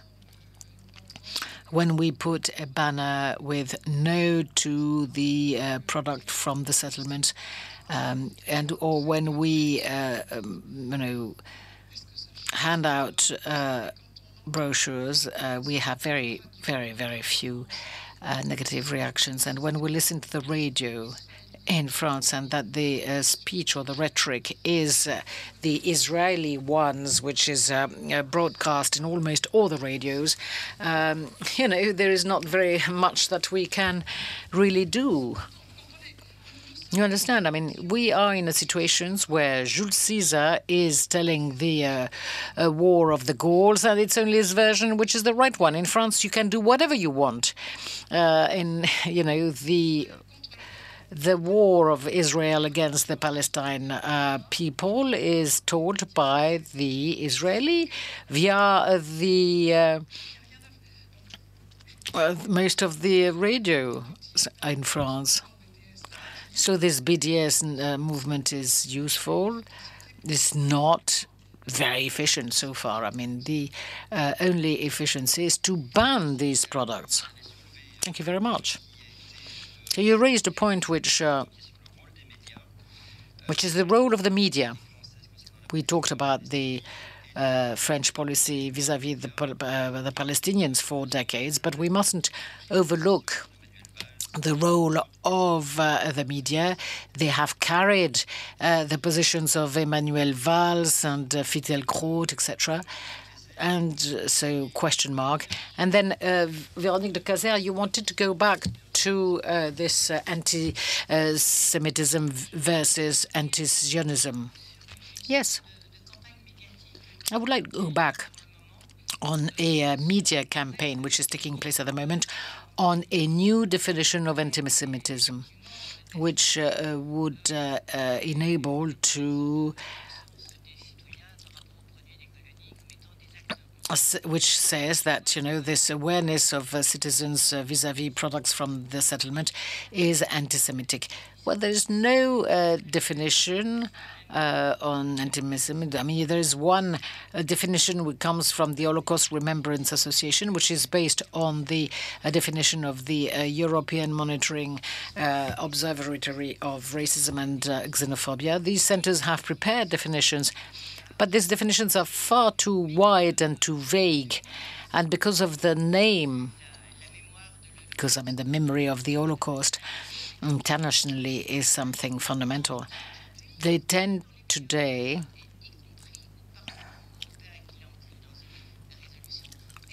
even in the European Parliament are considered as official definitions. So once again, it's a sort of fait accompli for this definition, which is used more and more. Fortunately,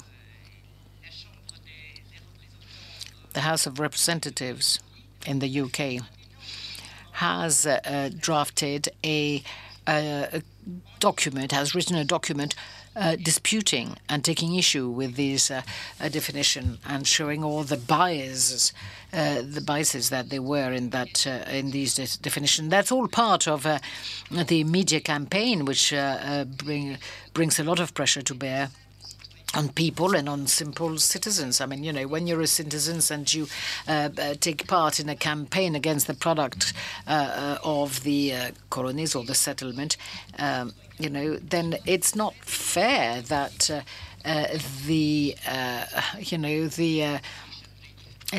European Union is actually delegating to the citizens the duty to control products, and then to find themselves, you know, facing circulars or administration rules which, you know, are not right.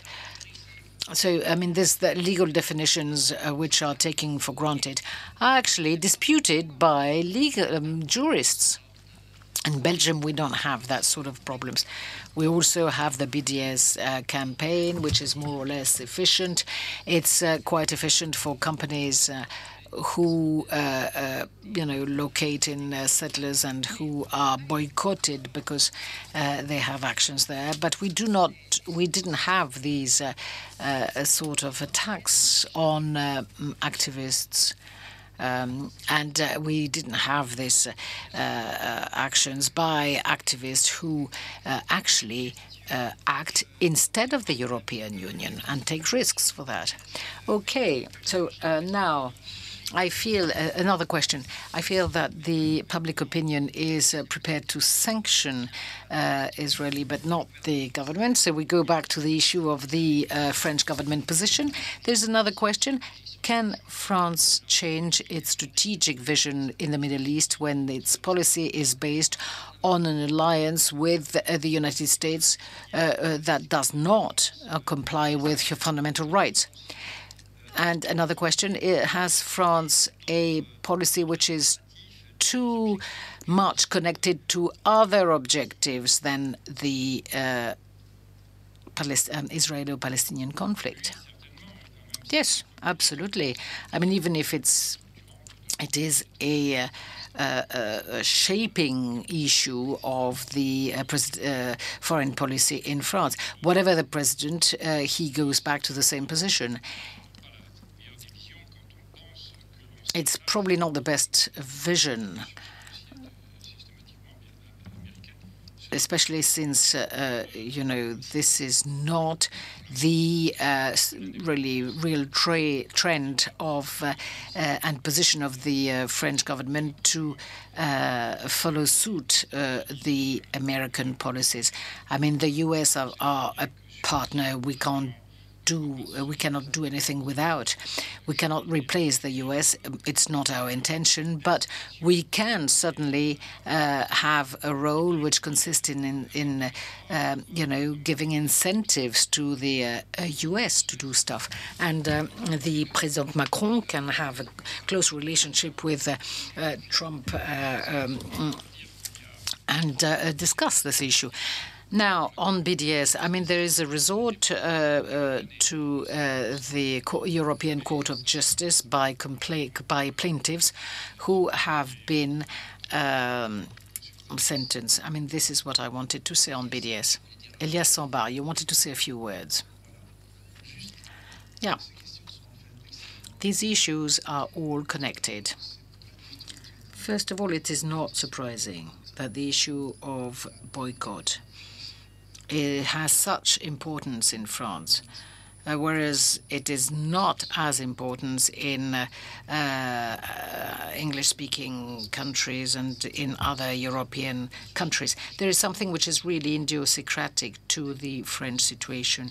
You've got a constant blackmail. I mean, as soon as you criticize the Israeli government, you are described as anti-Semitic.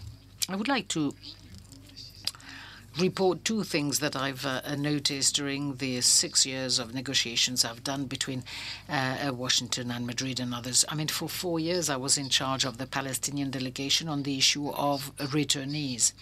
And these discussions were multilateral. There were 46 countries involved, including France. And there were two fantastic diplomats who, right from the word go, looked after the issue of family grouping. And they didn't let 1 millimeter go. And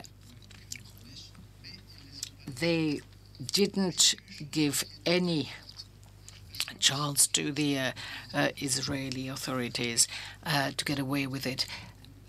Once, after one of the sessions, we came back to Paris and there was a meeting in Kléber. And I was asked to come and, you know, it was a meeting of French diplomats. And the minister asked me what I thought at the time. And I said, well, look, I'm going to be very candid. I'm absolutely frustrated. And I'm frustrated by the following fact. The Americans think that you are much bigger than you are because and the French, you think yourself far too weak and much weaker than you are in reality. And he didn't like it, but I think it's true. I'm going to connect this fact to another one. For the whole duration of the battle for, you know, gaining the votes for UNESCO's accepting Palestinian as a state, some European countries who were in favor of this said publicly the fact that they were going to abstain. It's only when I managed to have the French listening to me that the other 6 countries decided to say yes and to vote in favor of it. So you see, the people, all the people who are in diplomacy see that all the time. I mean, in spite of the economic problems, in spite of all sorts of difficulties, the first political power in Europe remains France. Germany is only the economic power, but France has a possibility of driving people, you know, which is really fundamental. And provided that France does something, other people can follow suit. It's a political power which has not lost its place and its strength. And there is also a tradition of, you know, panache. And it's not only, you know, appearance. I mean, it's something really fundamental that actually the Americans can't stand. or feel jealous about. I mean, it's beneath it all, you have, I take the risk of annoying people. I think that France can play a much bigger role than it is playing, but it spends its life thinking where I'm weaker than and feel weaker than it is in reality. And this is, the key. I mean, diplomatically speaking, that's the, difficulty for French diplomacy. And another point that Americans cannot stop repeating, and which is not only a principal point. The Americans have spent 6 years telling me, and I quote, we don't like international law. We don't like it. But what do you like then? Well, we like concerned parties to create their baseline. You meet with the Israeli and you create your baseline. Of course, I've never done it. But it is because of this approach that the Americans have connected the chief negotiator from Israeli and saying, the agency in charge of the Palestinian refugees. It's the only agency which exists because the Palestinian refugees have not returned to their territory. I mean, it's the only mission. Its only mission. The Americans called this agency saying, well, do you know what is the first obstacle to your, discarding? Well, if this agency is dismantled, then there will be no problem. And this was the way for the Americans to find a solution, and therefore to create a trial of strength where the occupied people were losing. So this is why the issue of right is not only a question of principle. It's much more than a question of principle. If you look at the text of negotiation, you always have the expression, the baseline or the terms of reference, and this is determined by a sort of trial of strength. Actually, what it means is that, the strongest is going to win and crush the weakest. As far as anti-Semitism is concerned, there is something you've got to know which is exceptional. The only place on earth where the occupied persecutes the occupiers is Palestine, sorry.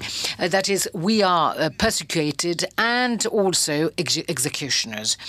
We are victims and we are also the people who perpetrate violence. Thank you.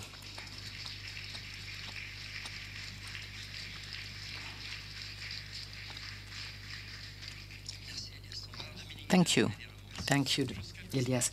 Just a few words on BDS. Let's not reduce BDS to only boycotting a few products in supermarkets.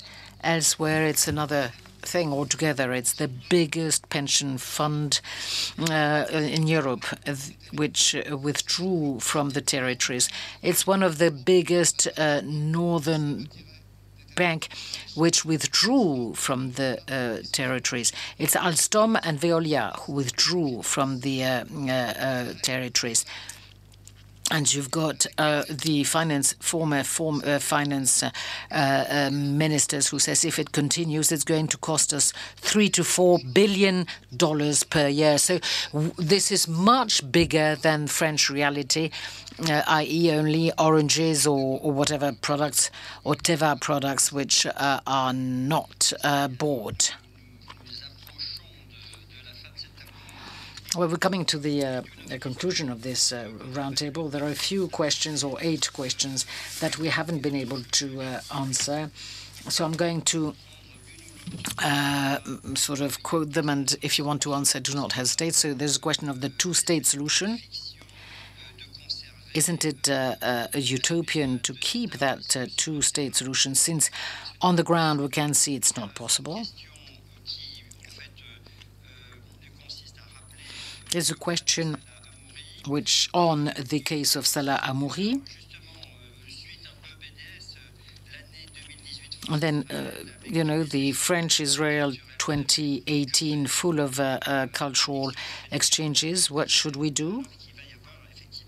Because for 6 months there will be lots of cultural events, which are very important between France and Israel. But I think that, some people are going to act, and I know what I'm going to do, and there will be also stances by associations which are going to see whether the cultural events are propaganda or they are pure cultural events. Elias Sambar.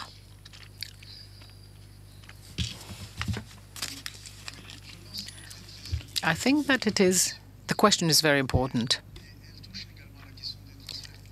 And it refers also to the transfer of the embassy to Jerusalem. Of course, we can make campaign and describing how we criticize stuff, but I think that the most efficient way of answering this type of initiative is to ask to have a Franco-Palestinian year. You give them 6 months, we want 6 months as well. This is the only way we have to win. For instance, with the issue of the embassy, of course it is blocked. Of course it was blocked because Arab countries have said to the US that on a religious basis their opinions were going to explode. So it's not our request from Palestinian people that was taken into account, but they listened to the protected the Arab countries. Now the Israelis said, okay, we're going to the Americans said we're going to transfer the embassy to Israel, East Jerusalem, but we could say, okay, so can we have an embassy in West Jerusalem? Because if they want to have if they want an embassy in West Jerusalem, then we want an embassy in East Jerusalem. So then we have an indirect recognition of the state of Palestine, and then it becomes very complex for the Americans to say no. We say we want equality. We don't want a special treatment. We want equality. We want constant equality. And we must do this all the time. We want to be equal. It's very difficult to tell us, no, you're going to remain, you're going to continue to suffer from inequality. I think that's what we ought to do. Yes, I agree with what Elias said.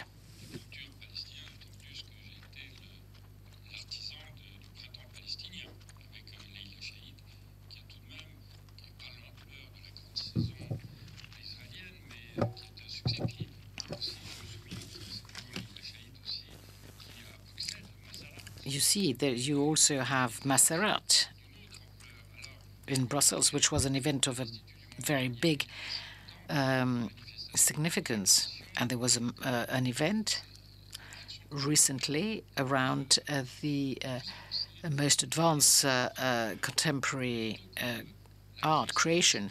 So instead of a big season, which is very big and very heavy, but I'm against boycott because we've got to listen to people, Israeli people, who are not at all supporting the government. And I saw this in Musem in Marseille, that there are speech by the embassies, and that is worrying. So we've got, they want to present films which depict Israel in a very positive light.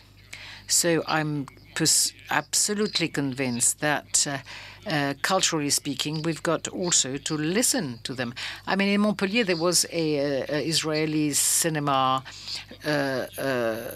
campaign, and it wouldn't be good to boycott that event.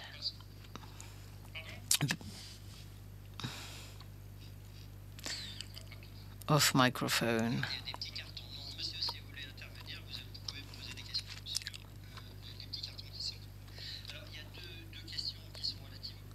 There are two questions on Arab countries.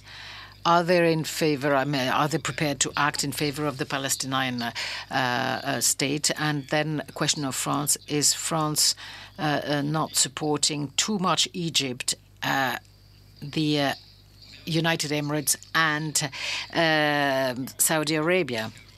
Well, France, is a permanent member of the Security Council.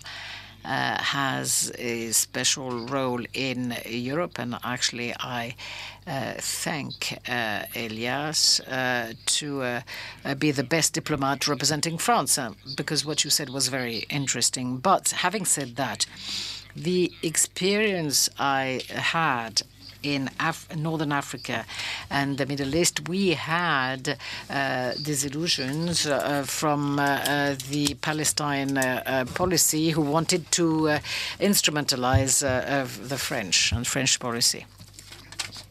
No, an honest answer. It is true that in the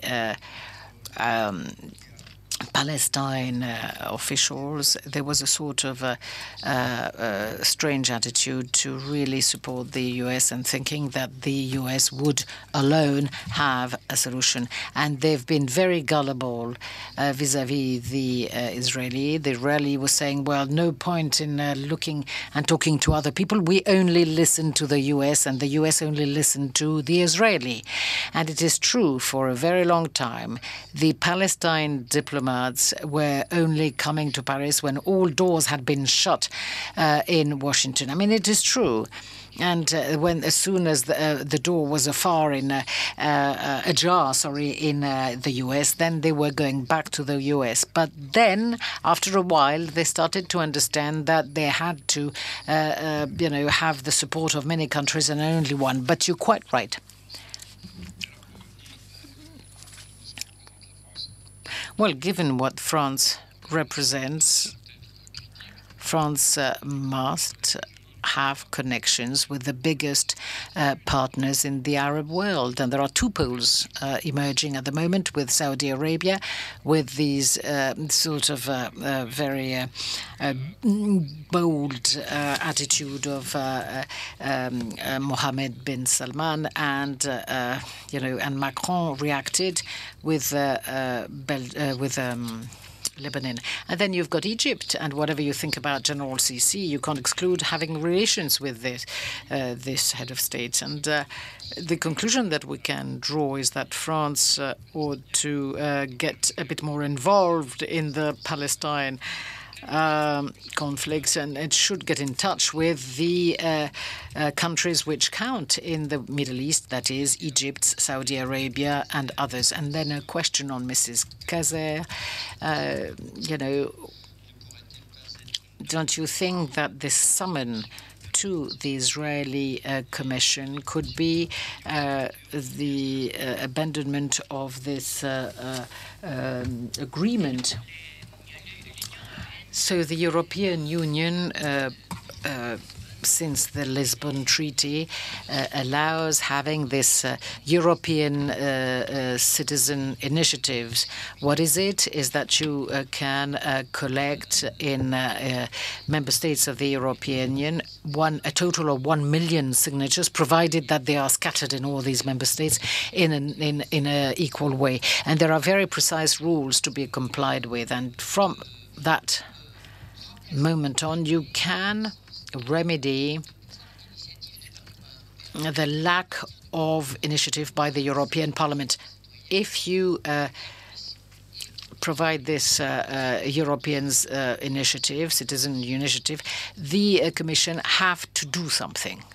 And so formally, it is possible to present 1 million signatures to the European Union, provided you abide by the rules, and that was done in the past, especially for the issue of water as a common good in the world. Having said that,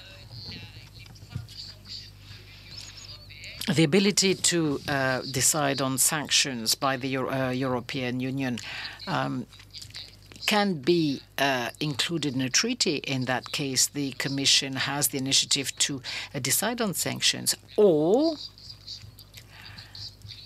you have political sanctions taken by the Council, European Council. The Commission has the Parliament has no power. It can suggest and make proposals, but it can't take decision on this. And summons to Israel taken by the European Parliament must be endorsed by the European Council, even if it's initiated by the Commission. And the Council, the European Council, is completely divided on this issue. All the more so since for at least 1 decade, we have accepted settlements. We say no, but we do not take any action when settlements are undertaken. So when a housing plan is really too much, then suddenly the council says, this is the last straw which breaks the camel's back. But they don't even do that. I mean, we can take an example, very precise example. I think that was the closing down of the Maison d'Orient in Jerusalem, and the Europeans said, careful, we're going to freeze any financial transfer with the universities. Is tomorrow you do not open this Maison d'Orient again. And so if you've got really one action which is particularly emblematic or whatever, the Europeans are going to take actions, but otherwise nobody's going to follow you. So we've got to keep this in mind all the time. However, there is a Council of the Association Agreement, which provides a dialogue between the Commission and Israel.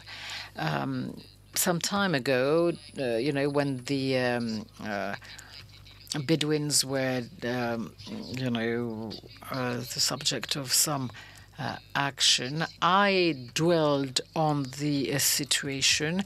I looked at the association agreement. I looked at the human rights part, and I thought that I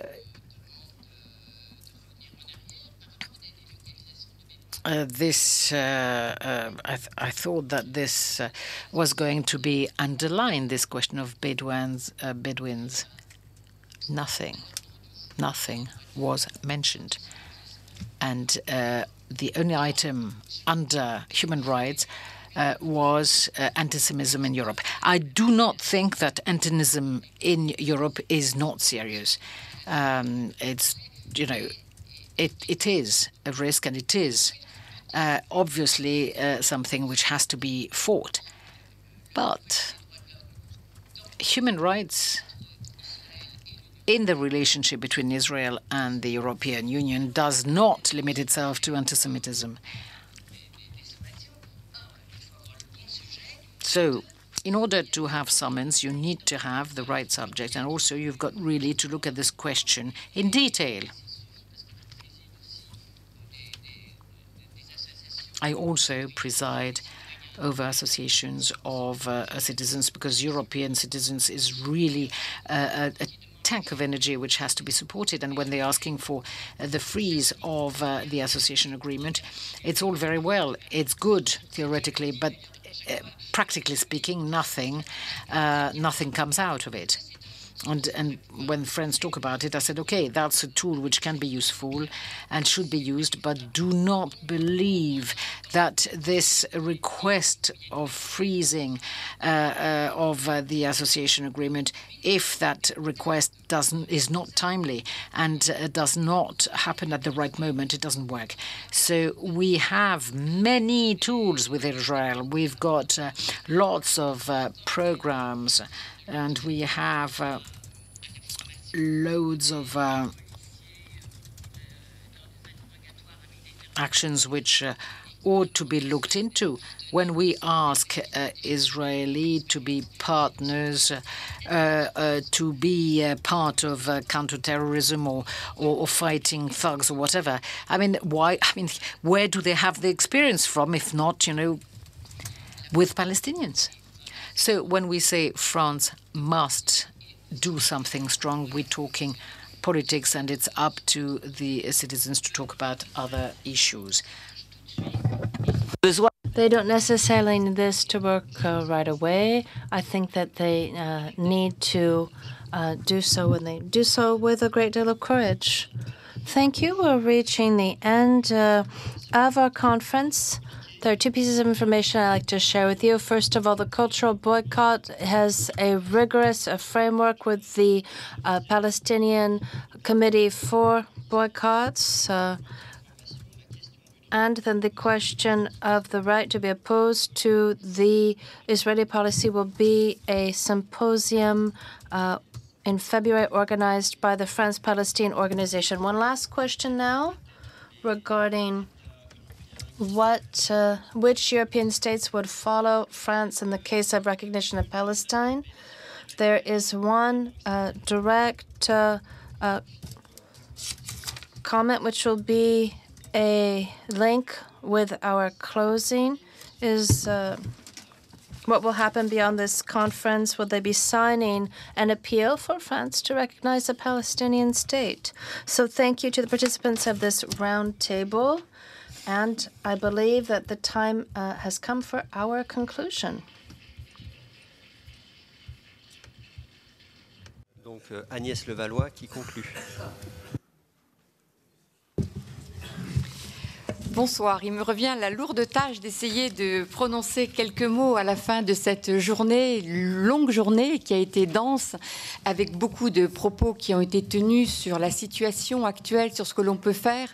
En tous les cas, ce que j'en retire, c'est que le titre de notre colloque est tout à fait approprié, que la France s'engage. Et les derniers mots qui ont été prononcés dans cette dernière table ronde montrent bien l'importance que peut avoir la France dans ce domaine et que notre appel à ce que la France se mobilise avec le nouveau gouvernement me paraît tout à fait pertinent.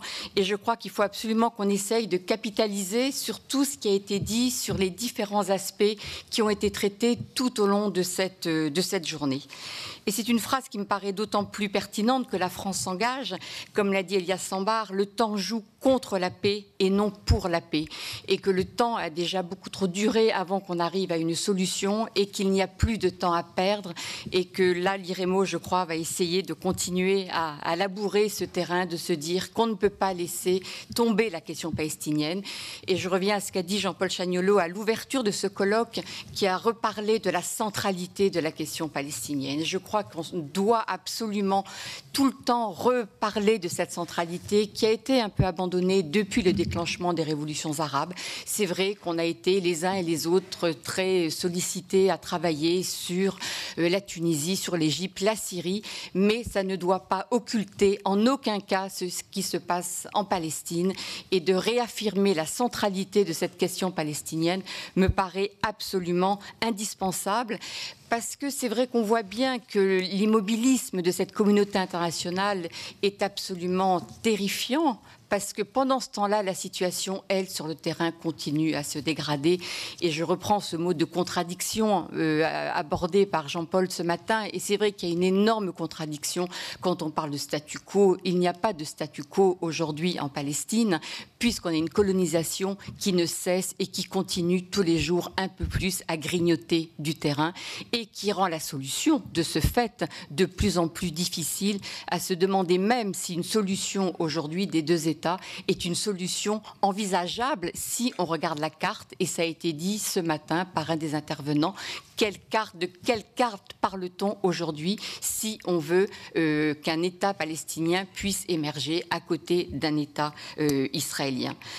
Donc ce qu'on a bien vu toute la journée et qui était très important, c'est que la politique sur le terrain menée par Israël est clairement une politique non seulement d'annexion de la Cisjordanie, ça a été dit, mais plus grave encore avec cette question du transfert des Palestiniens, qui je crois est un sujet qui n'a pas encore été beaucoup traité aujourd'hui ici dans la presse. Et pas, je trouve que la façon dont on a parlé aujourd'hui permet vraiment de prendre en considération de façon très grave, et j'insiste sur ce mot, de l'importance de ce qui est en train de se jouer et qui a été d'une certaine manière dit aussi d'une autre façon par Amira Haas quand elle a parlé de ce colloque où il a été question que la Jordanie soit la Palestine, qu'on revienne à cette idée qui avait été à une époque lancée et qu'un colloque ait pu se tenir récemment, puisque Amira Haas nous en a parlé, montre à mon sens en tous les cas le danger de ce qui est en train de se jouer aujourd'hui sur le terrain, donc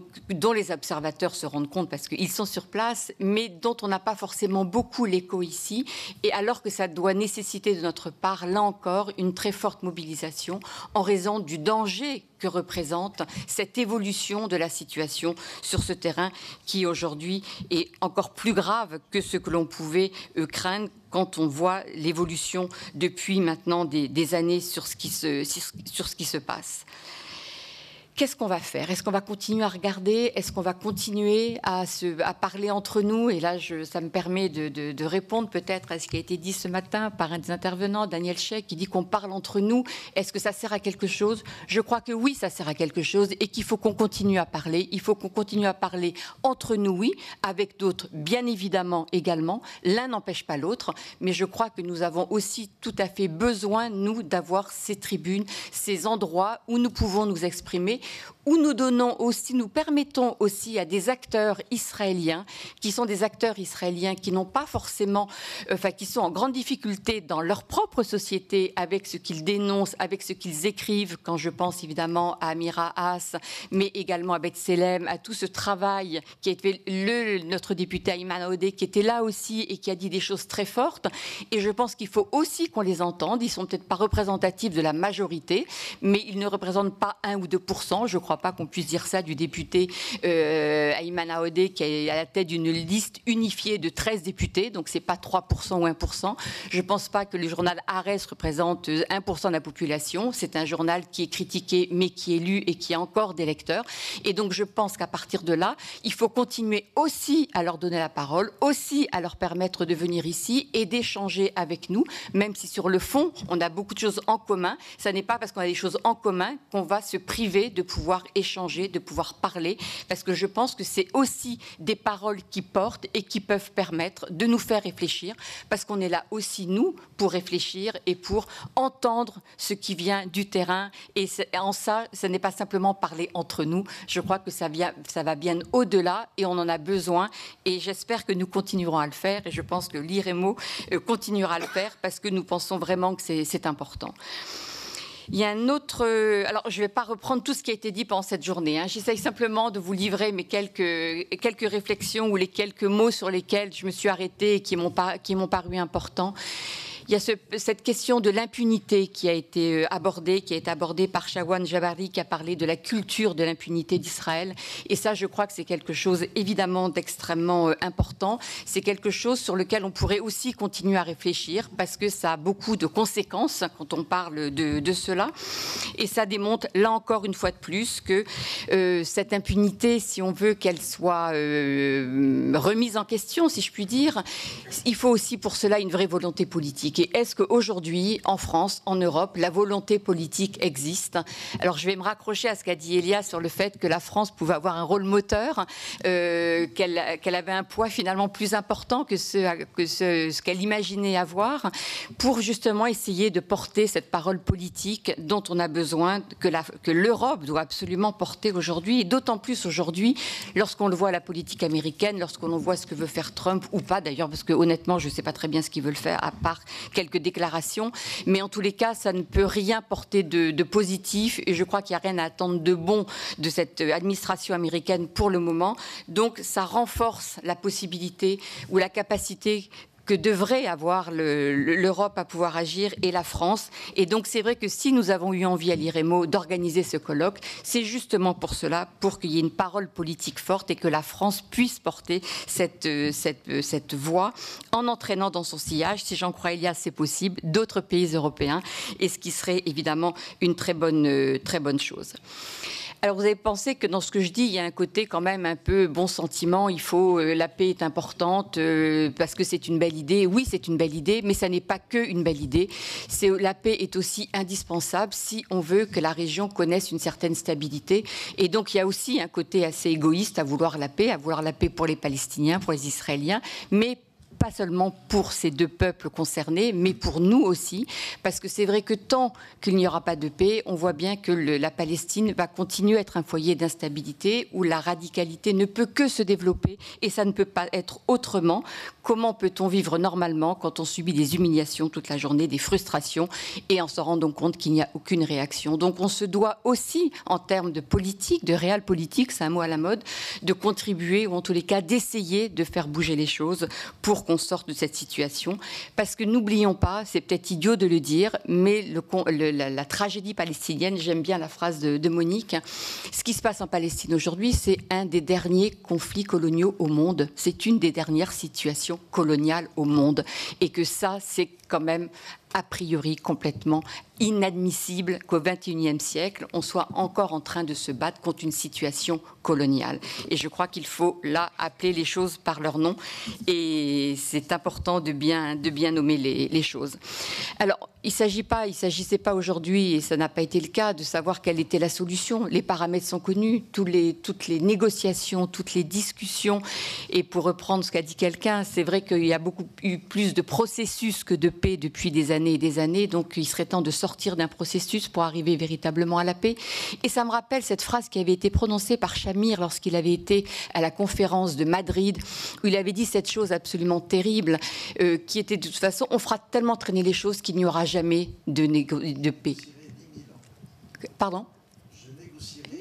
10 000 ans. Je négocierai pendant 10 000 ans. Et donc, on est en plein là-dedans, en mettant en avant en permanence un processus, parce que quand on parle de processus, évidemment, on ne parle pas de l'aboutissement, on n'est que dans un processus. Et ça me rappelle cette phrase qui avait été mise en avant lors du lancement de la conférence de Madrid, c'était ce terme d'ambiguïté constructive. Je ne sais pas si vous vous souvenez de cette expression qui avait été utilisée. Pour permettre la réunion de cette conférence, on part sur une ambiguïté constructive. Alors peut-être que l'ambiguïté était utile, nécessaire pour lancer ce fameux processus. Mais si on ne sort pas de l'ambiguïté, il ne peut rien avoir de constructif. Au contraire, ça ne peut que détruire parce que chacun trace son sillon et en particulier, évidemment, l'État d'Israël qui est la puissance dominante et qui a continué à coloniser alors que le statu quo devrait normalement geler la situation sur le terrain pour qu'on puisse engager une négociation. Et donc cette ambiguïté constructive a évidemment abouti au bout du compte à exactement l'inverse et avec une destruction de la situation sur le terrain. Je voulais, peut-être pour finir, je ne peux pas être trop longue, je voulais réagir sur le terme de réalité qui a été utilisé par Daniel Sheikh ce matin, qui a dit qu'il lui était dans la réalité. Oui, bien sûr qu'il faut être dans la réalité, mais de quelle réalité parle-t-on? La réalité de qui? La réalité des Palestiniens, la réalité des Israéliens, la réalité des puissances régionales qui s'y intéressent ou des puissances internationales. Donc d'accord de parler de réalité, mais avant de parler de réalité, définissons le terme de réalité, définissons à qui on s'adresse, qu'est-ce qu'il veut dire et pourquoi on utilise ce terme. Et je pense qu'à partir de là, on peut évidemment discuter et avancer. Parce que si la réalité, c'est le transfert de population, ça pose quand même une question grave et qu'on ne peut pas faire l'économie de la discuter. Alors en conclusion, très rapidement, vous dire d'abord que merci à vous tous d'être venus. D'abord aux intervenants. Certains sont venus de loin. Ils sont venus passer cette journée avec nous, échanger avec nous. Merci à l'équipe de l'iReMMO qui a fait un formidable travail. Toute l'équipe qui s'est mobilisée depuis des semaines et des semaines. Et donc, je tiens devant l'Assemblée à les remercier chaleureusement pour ce travail qu'ils ont fait et qui ont permis qu'on se retrouve aujourd'hui tous ici au cours de cette journée, en espérant qu'on en fera d'autres. Et ça, je pense que la motivation motivation de l'équipe de l'iReMMO est entière pour continuer à travailler, pour continuer à échanger, pour continuer à essayer de trouver justement, de parler avec des interlocuteurs connus, moins connus, ceux qu'on a l'habitude d'entendre ou non, pour justement permettre de comprendre, de toucher au plus près de la réalité de ce qui se passe aujourd'hui.